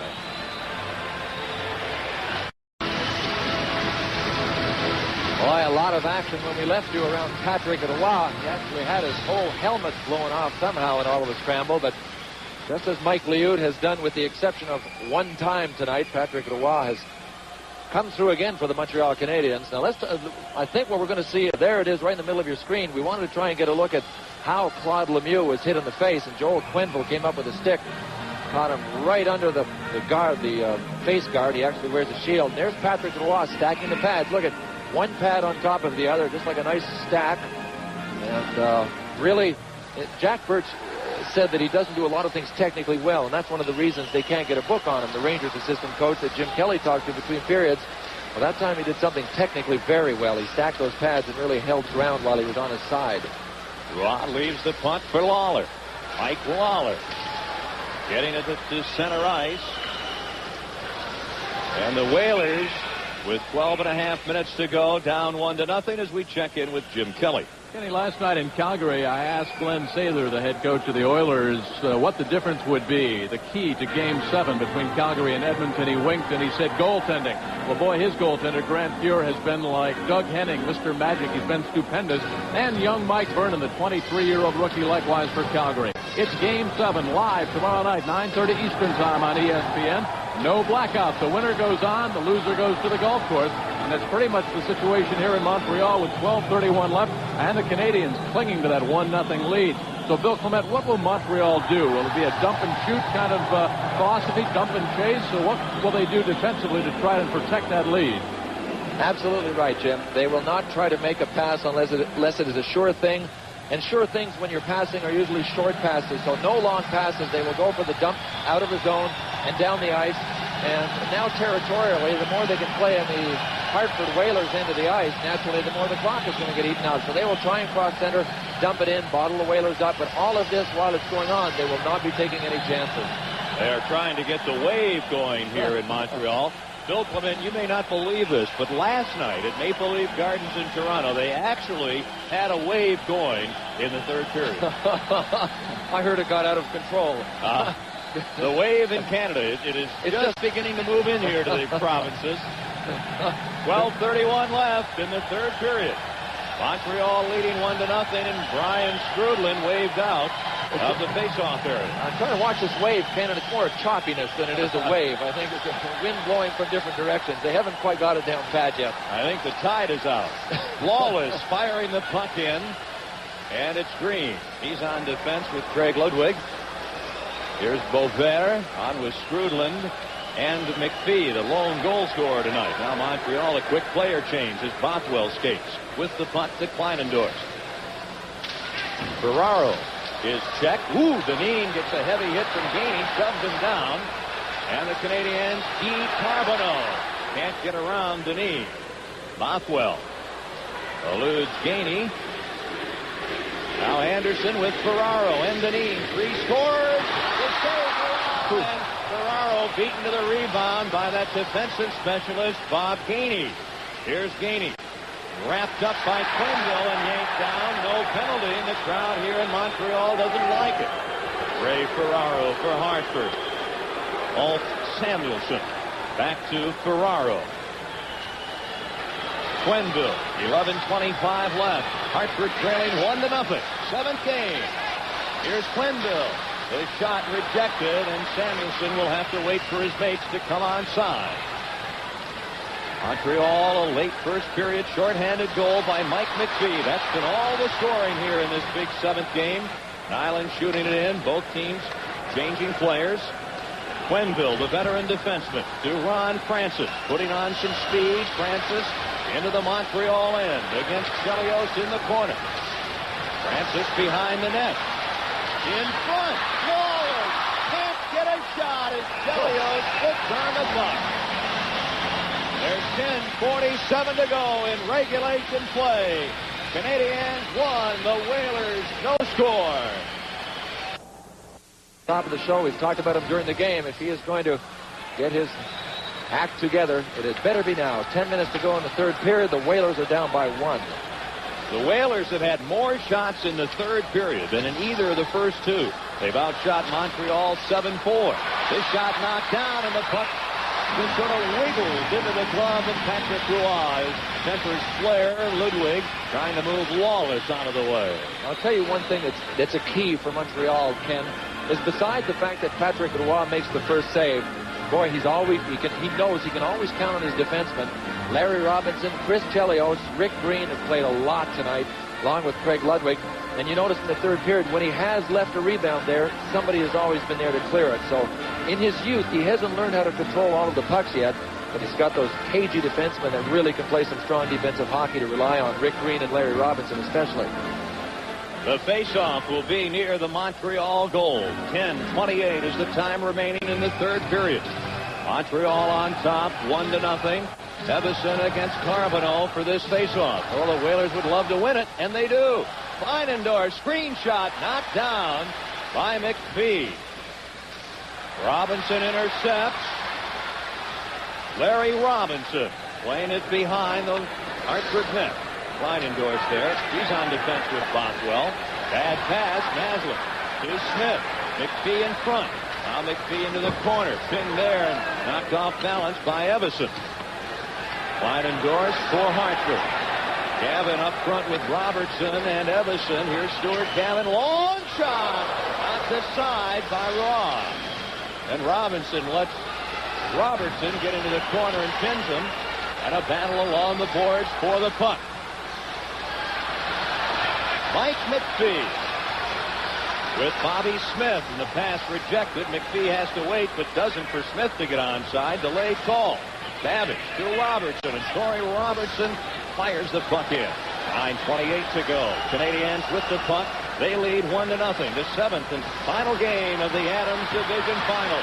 Naslund crisscrossing with Strudlin. The shot off Quinville. Canadiens changing. Evison. Anderson. Quick shot. On the pad saved by Roy. Here's Rick Green. Oh, he's got to be dead tired. And the pass goes off Samuelson. Richer after it. Gets it in front, and Quinville pokes it away. Richer on with Lemieux and Strudlin, the young line for Montreal. Richer can't reach the pass. Alt Samuelson up to John Anderson. Over to Deneen behind him. And the puck deflects into the crowd, and there's 8:46 to go. Montreal on top, 1-0.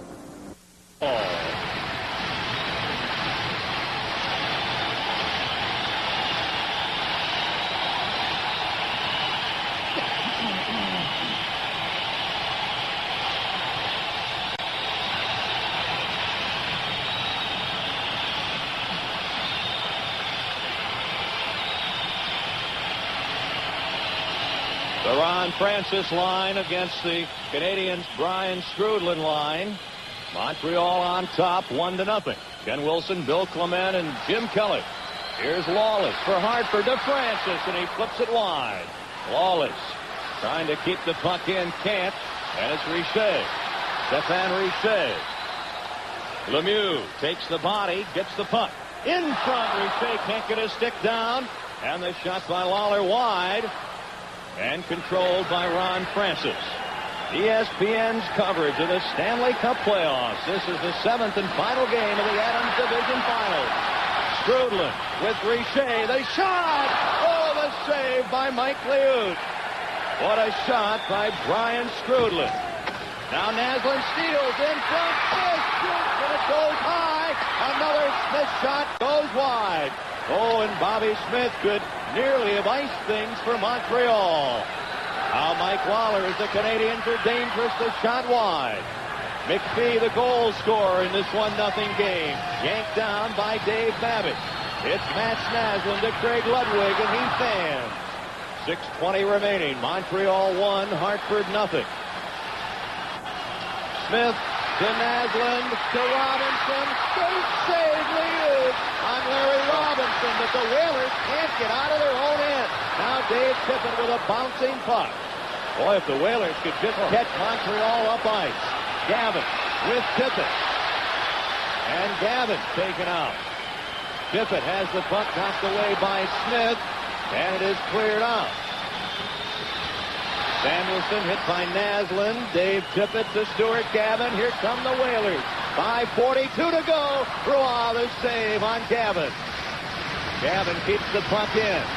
Evison eludes Robinson. And the pass intercepted by Naslund, and he clears it away. And that's the third or fourth absolutely superb defensive play that Naslund has made tonight, back-checking. Here comes Hartford, stopped at the Montreal defense. Gainey as they go mad here at the Forum. Looking for Nyland. Liut the save. Chasing the puck. Bob Gainey, and the net comes loose to stop play with 5:11 to go. They're in hysteria at the Forum with 5 minutes and 11 seconds to go. And their precious Montreal Canadiens hanging on to a 1-0 lead. I mentioned earlier in the game that these fans know when to cheer and when not to cheer. Well, listen, now is the time. If Montreal can hold on, they'll win the series, eliminate Hartford, and open up the best-of-7 Wales Conference Championship Series here at the Forum on Thursday night. And we'll be back here as ESPN will bring you live action of Game 1 of the Wales Conference Championship on Thursday night. Carbonneau against Jarvis. After the puck, Ferraro. Look at Chelios move up and poke it into the corner. Fine endorsed. Dave Babbage. Hartford Whalers have to think offense, and they're not getting out of their zone very well. Less than 5 minutes remaining in the third period. Oh, Montreal with some magic. Stealing the puck in the Hartford end. And a lot of good hard work. Carbonneau center, loose puck. Carbonneau shot. with the save. The puck still loose. Gainey trying to center, and he can't. And the Canadiens come close there. Back the other way. Is this the opportunity the Whalers are looking for? Ferraro looking for Dineen in front, and Dineen tied up. Dave Babbage a shot. Now it's Dineen back to the point. Boswell a drive. Blocked by Carbonneau. Who else? Carbonneau pokes it away. Look at Richer. Stéphane Richer. And a save by Liut as Dave Babbage clears the punt to center ice. Boy, how can you say enough about the play of Guy Carbonneau? What a mainstay he has been, not only in this series, but tonight. He was 20 feet from the shooter, and I'll tell you what, that's a tough time to go down in front of the puck. You're taking your life in your own hands. Timing is the key. He's done it all for the Canadiens in this series, and tonight is no exception. One of the big reasons Patrick Roy is nursing a shutout with only 4 minutes and 10 seconds to go in the game is the block by that man right there, Guy Carbonneau.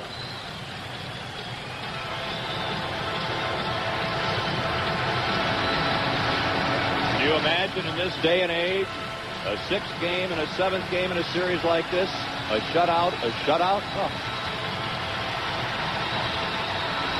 Ken, it's kind of an indication how things tighten up in the playoffs, and that it goes to show you that when players play for keeps with very high stakes, that things tighten up. And that just shows you the difference of what's at stake in the playoffs. During the hockey season, a lot of these teams are capable of playing this tight. They just don't do it during the hockey season because the modern-day scorer, they all try to emulate Wayne Gretzky's and the high scorers that are in hockey. Montreal, Strudlin getting it in, chasing Samuelson. Now Richer will move in, and Quenneville beats him to it. 3:56 to go in the third period. Whalers have not scored tonight.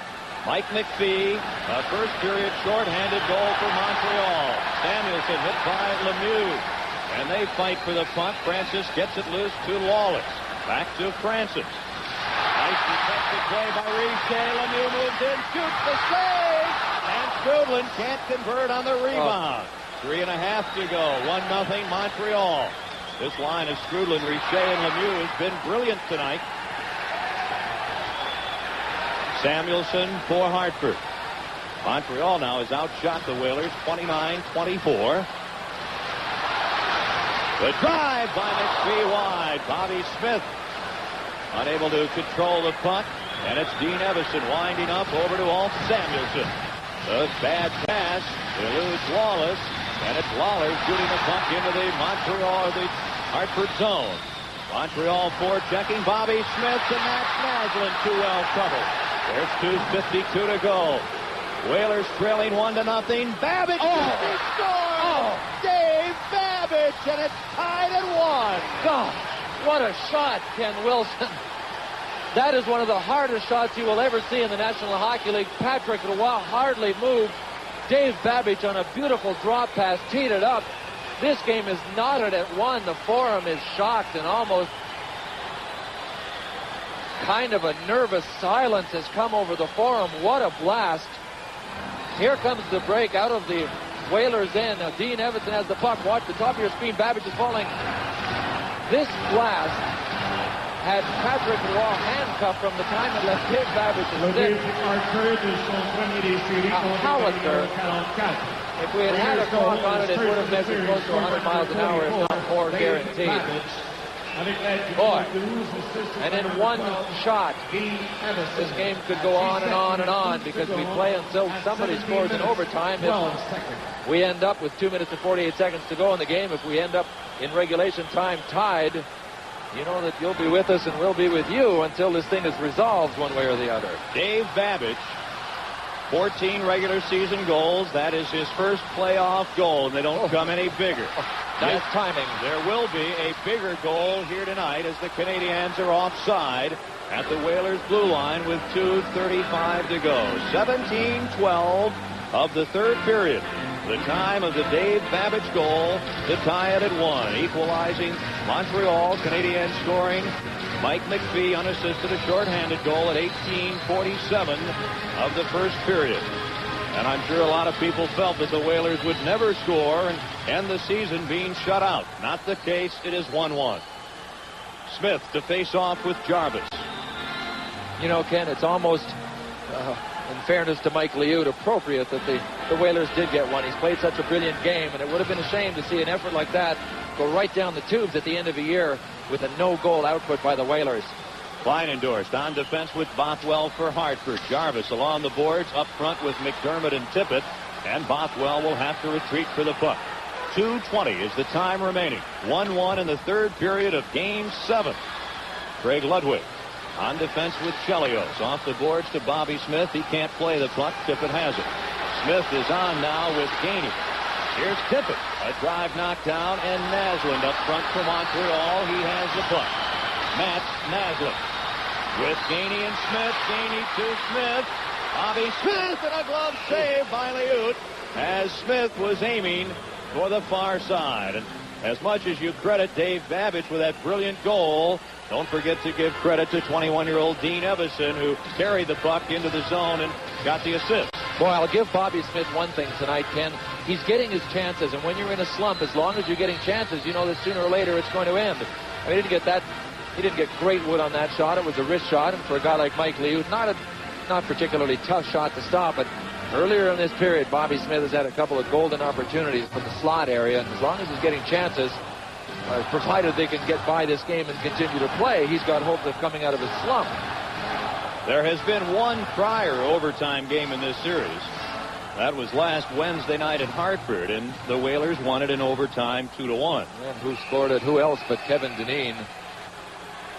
Hartford also won an overtime game at Quebec. The first game of their 3-game sweep over the Nordiques. They won 3-2 on a Sylvain Turgeon goal in overtime. And, of course, he is not suited up for Game 7 here tonight. 1:55 remaining. 1-1 the score. Jarvis and Carbonneau go down. Dineen clears it out to Ray Ferraro. Robinson back. Ferraro taken down. Sweeps the puck behind the net, and here's Rick Green. To Bob Gainey on with Carbonneau and Chris Nyland. A chance for Montreal. 1:38 to go. Here's Nyland's shot. Knocked down in front. Ferraro can't clear. Larry Robinson, a blast. Deflected wide by Gainey. Dineen battling Nyland, and the puck held for a face-off with 1:24 to go in the third period here at the Forum in Montreal. I don't like the way the Hartford Whalers are sticking together. Chris Nyland just had his knee right in the throat of that man, Kevin Dineen, while he was on the ice, and Samuelson just came over and tried to rip his knee at least out of the way and get him off of his teammate Kevin Dineen, and that's the kind of togetherness that gets you to the quarterfinals and gets you to the 7th game in the quarterfinals. No team makes it this far without quite a bit of togetherness. 17,546 fans jammed into the Forum in Montreal an hour and a half before the game when they opened the gates and they let the standees come in. It was like an onrushing herd racing through the entryways to this historic building, and they are literally jam-packed into the Forum tonight, and they have seen an unbelievable game, and the Whalers coming back here with a goal at 17:12 of the third period to tie it. Now that Richer, Skrudlin, Lemieux line on for Montreal. Puck goes to Dave Tippett of the Whalers, and he clears it out. Green is on defense with Robinson. Look at Gavin chasing, pressuring Green. Puck loose. Robinson gets position on Gavin nicely, and it's Brian Skrudlin just clearing the zone. 1:07 to go. 1-1 the score. 7th and deciding game of the Adams Division Final. Claude Lemieux stays in the slot. Lemieux shoots high off the glass. Kept in by Skrudlin. Here's Lemieux. 53 seconds to go. Dave Babbage pokes the puck ahead to Ron Francis. To Stuart Gavin. And behind the play, Stéphane Richer is hurt. And the whistle stops the action with 48 seconds remaining in this 1-1 game. Well, I've seen Stéphane Richer take a couple of blows tonight. Most of them have not dropped him to the ice like this. This is definitely the most serious of what he has received in the line of licks tonight. Didn't quite see what happened, but he certainly isn't moving very far. We've talked often tonight, Bill Clement, about the youth and inexperience from both of these teams, and these are rookies playing for Montreal. They sure are. Stéphane Richer, now, if that, what we just saw, was the cause of why he is still lying on the ice it might be something relatively serious, because he twisted around and it looked as if one knee went one way and one went the other way. Nobody made contact with him. That's the kind of innocent play when your skate blade is actually in a rut or in a position on the ice where you can break an ankle or tear a knee ligament, do some more damage, far more damage than the observer would think you could do doing something like that. Let's take a look at it again. He catches the leg of the defenseman there, Dave Babbage. Well, it's definitely his knee. He's down holding his knee. I think they might even call for a stretcher at this point. That is pain that you are looking at. Oh, I've been there before. It is not a treat. Once you have had a serious knee injury and undergone the knife and gone through the recuperative period, you do not really like to look at a situation like this. No. It is painful to watch. Definitely. And even when you haven't, you can all relate to it if you've played this sport or almost any sport where there's a lot of contact.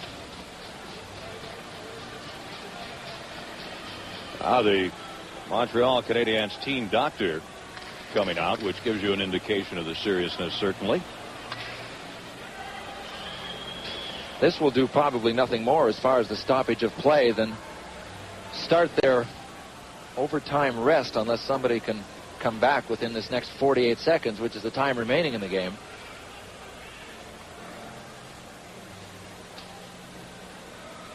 Boy, his knee must be blown up.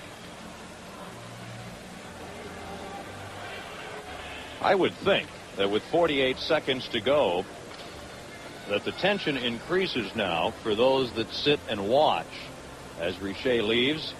Players trying to keep their minds on this game. 1-1, last minute of play, 7th game. They can't help but have a negative thought about the injury, and yet you start to cool off. One aspect, you get a rest, but then you cool off and you kind of lose the flow of things. Right. The doctor out there, Dr. D.G. Kinnear, the club physician of the Montreal Canadiens, and the rookie, the sensational rookie, 19-year-old Stéphane Richer, with the knee, and it would appear to be the right knee, being taken off on the stretcher here at the Forum in Montreal. Tomorrow night on ESPN, the most vast, extensive coverage of the NHL Stanley Cup playoffs in USA history, as ESPN will take you out west for the 7th game at the Northlands Coliseum in Edmonton, Alberta, the decisive game in the Smythe Division Final Series. It'll be the Oilers, the defending Stanley Cup champs, against the Calgary Flames. And, of course, highlights, updates from the arena in St. Louis on the 7th and deciding game of the Toronto-St. Louis series. And there's the incident again where Richer injured his knee. Well, if there's some consolation, it's in the fact that it wasn't an intentional play, it looks like, by Dave Babbage. And speaking of tomorrow night in Calgary, our ESPN nominee for Man of the Year, Jim Kelly, although he hasn't, I think I'm the only one nominating him for that award.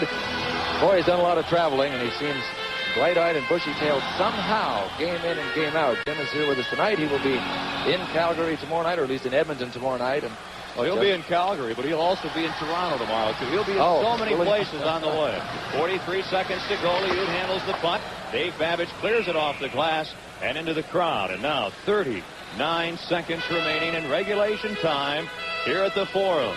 There's Chris Nyland, the young man who hails from Northeastern University, Boston, Massachusetts, in his 6th season with the Montreal Canadiens. And he's on. Bob Gainey is on up front. Guy Carbonneau. Those are 3 genuine defensive specialists. But you know, Ken, they all are bona fide 20-goal scorers. So that is a comment on how dangerous they can be. They're not only capable of shutting down the top line on the other team, but when the line can combine for 60 goals and also be the line that you count on to shut down the opposition's big units, quite a talented trio. Robinson on one point, Chelios on the other. Key face-off. Carbonneau and Jarvis tie each other up. Then Carbonneau gets loose and shoots wide with 35 seconds left. Tippett can't clear, then pokes the puck out. Gainey has to circle. Now his teammates come out of the Hartford zone, and Kleinendorf's back. You can watch the clock. 23 seconds. 1-1 the score. 7th and final game of this series. Chelios, the shot, knocked down by Samuelson. Robinson shoots it wide. Here's Gainey. In front, Carbonell can't control, and it's Gavin. 8 seconds to go. One last shot for Hartford.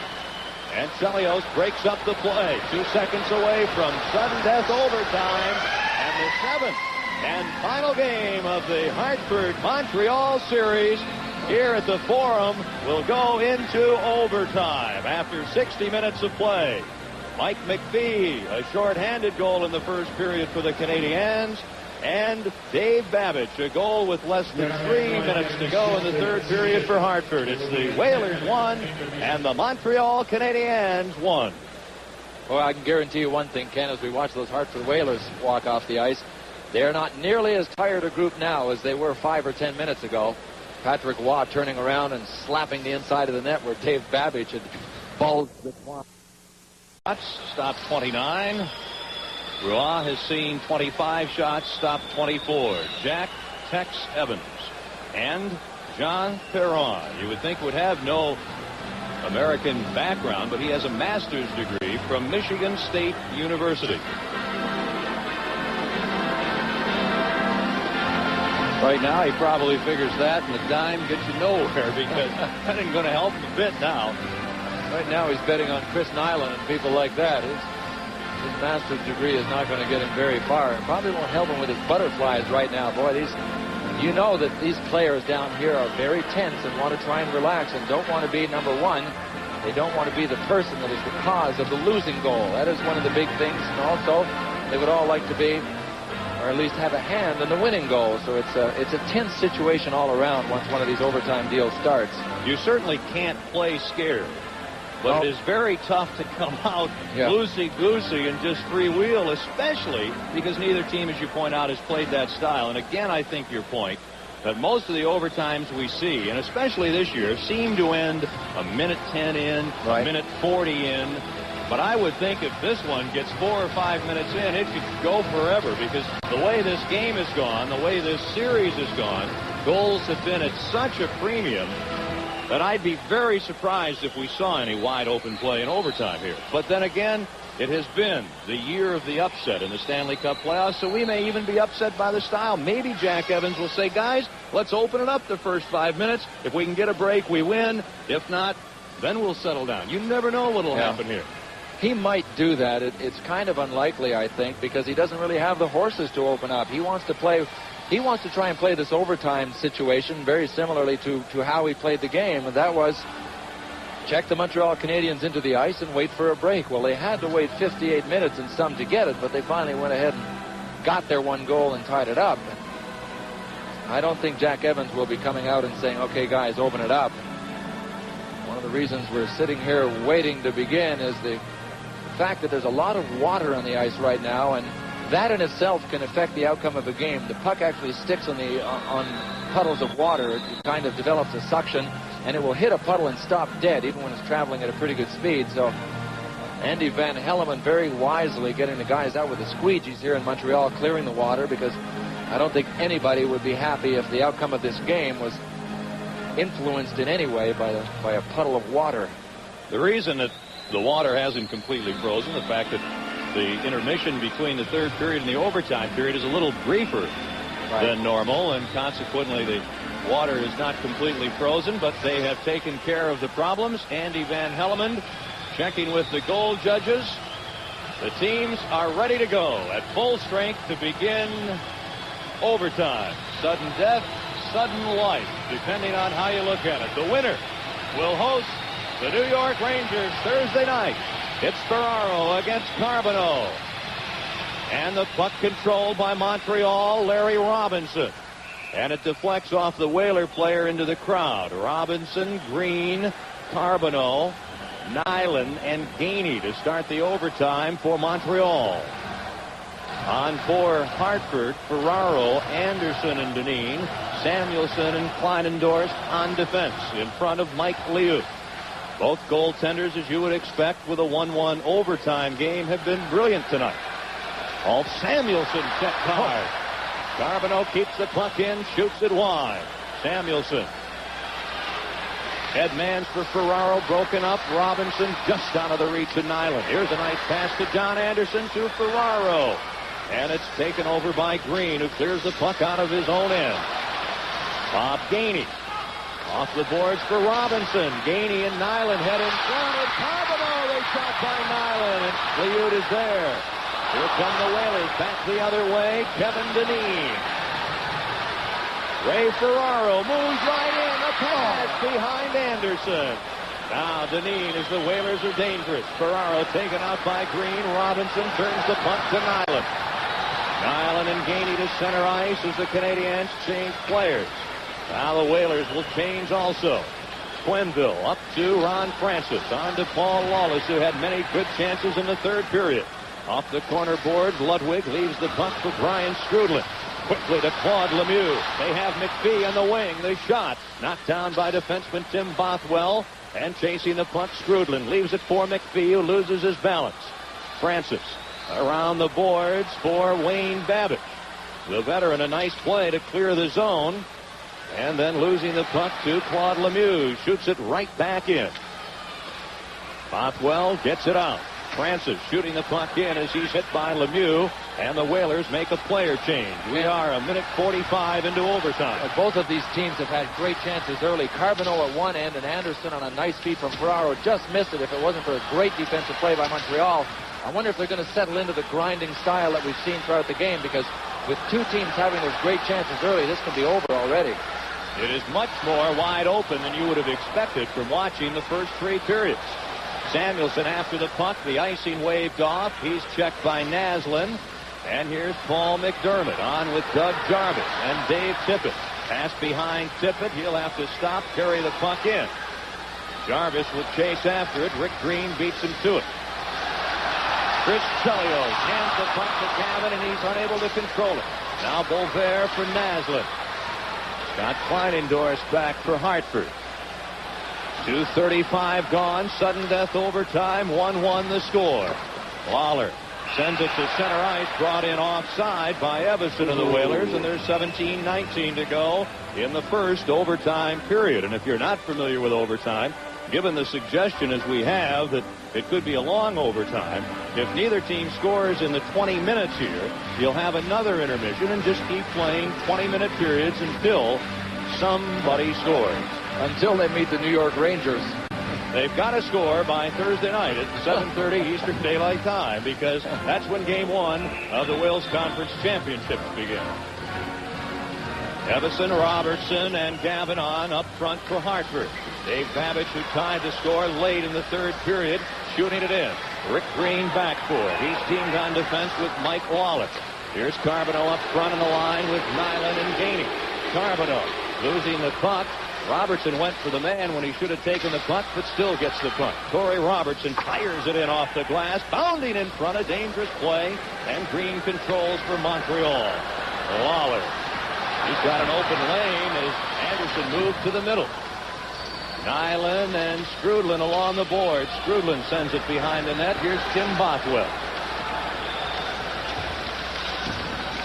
Evason turns it to the defense. Ludwig can't stop Dineen, but Larry Robinson does. Ryan Strudlin off the boards. Lemieux chasing the puck, and Samuelson is there. How many penalties will you see in overtime? Not many. Ray Ferraro. Alt Samuelson. And back for the puck, Larry Robinson. We're approaching the 4-minute mark of overtime. 1-1 here in the 7th game at the Forum in Montreal. The crowd to life. Robinson. The pass for McPhee, who's taken out by Dave Babbage. This is Ray Ferraro. Got in offside, and there'll be a face-off out near the center checkered red line. Well, Ken, Jean Perron, it looks as if he is elected to go with only two forward lines. Now, you might see the Smith line now, but Bobby Smith missed his regular turn in the shift. He went with Carbonneau's line off the top, then with Strudlin's line, back to Carbonneau's line, and to Strudlin's line, and I'm sure Smith is out here now, but Smith is a liability at times defensively, and he hasn't been going strongly enough offensively to win this thing for him, and I think that Smith might see limited action, but he'd better make sure that the Carbonneau and the Skrudlin lines have their legs, because these guys have been playing at it pretty darn hard now for most of the evening. And we saw Mike McPhee, the Montreal goal scorer, taking Stéphane Richet's place with Skrudlin and Lemieux. Paul Lawless getting the puck in. Ron leaves it for Chelios. He's on defense along with Green. Serge Beauvert to Mats Naslund. He'd be a man you'd watch in overtime. Potential goal scorer to Bobby Smith. Well covered by Lawless is Smith. Lawless on with Wayne Babbage and Ron Francis on the Whalers forward line. They can't clear. Green is shot! And Lemieux gets a piece of it. In front for Naslund. Back to the point. Chelios a shot. Knocked down by Francis. And the Canadiens keep the puck, and Green shoots it back in. We're just shy of the 5-minute mark in overtime here at the Forum, and now play getting much more conservative as Dave Tippett intercepts. Backhand shot hits the side of the net. Dave Babbage centering, and Chelios intercepts. University of Wisconsin product Chris Chelios for Guy Carbonneau, and he can't get around the defense as Liut smothers the puck and then takes a swing at Carbonneau, who takes the left hand to the face and tempers Flair with 14:48 to go in the first overtime period. Boy, the first guy to swing back at him was Mike Liut, but let's face it, this is overtime. Carbonneau went in there and charged Liut and took a swat at the puck once he had it in his glove, and darn well should have. I mean, if a guy had come in and not shown me that kind of effort, and I had been a coach, and I'm sure Jean Perron would endorse this, you want to question his desire to win. So first of all, it was Liut that swung back, and then Carbonneau was just buried with a whole wall of green people. See if we can get a look at it. Now there he is. Now he takes a chop at it right there. Watch Liut swing at him here. Now watch this wall of green come. And right after this, number 30 that you're seeing goes in there and says, wait a minute, boys. My name is Chris Nyland. That guy you just hit is my man, Guy Carbonneau. I don't care if this is overtime. Now, after all of this, Andy Van Hellemond, when they won't get ready for the face-off and cool off, says, hey, I'm going to call a penalty here. He's going to send off Scott Kleinendorst and Chris Nyland. And I think more than anything, it's because they wouldn't cool off, they wouldn't quit talking. And he said, look, you guys go cool off. We're in overtime. We're going to play hockey. Absolutely. The referee always has to be in charge of what is happening on the ice. And when he's barking instructions and nobody's listening, he really has little alternative other than lose control of the game. Coincidental penalties at 5:12 of overtime. There was only one minor penalty called in the third period, and that was to Hartford at 1:49. So it's been quite a while since we have seen penalties, and both teams here with the coincidental penalties will play at full strength. Montreal won, Hartford won in overtime. Here's a chance, McPhee, and Liut makes the save on Mike McPhee. Whalers come back, stop Skrudlin to McPhee with Lemieux. In front to Skrudlin. He can't get the shot. Loose puck. Here's Lemieux. He's too well covered. Ryan Skrudlin taken to the boards by McDermott. And big Samuelson takes Lemieux out. He gets up like a raging bull. Lemieux runs into Bothwell. Along the boards, Lawler kicking the puck to McPhee, and it's stolen away. The Whalers unable to get the puck out. Now McDermott lines up the Montreal player and tries to take out Skrudlin. He can't. In front, Lemieux shoots, he scores! Lemieux, and Montreal has won the Adams Division Final.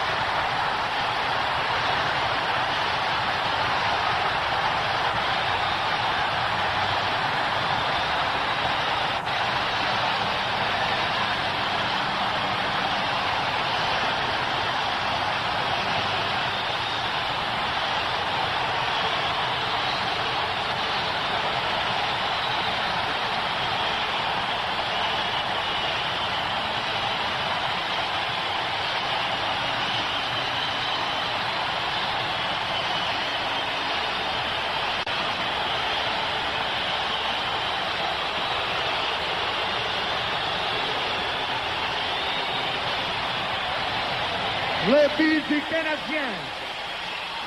Son sixième. Well, Ken Wilson, you described him as a raging bull when he got up in the corner. That man right there, Claude Lemieux, he just would not be denied. He was like a man possessed, chasing the puck, hitting people all over the place.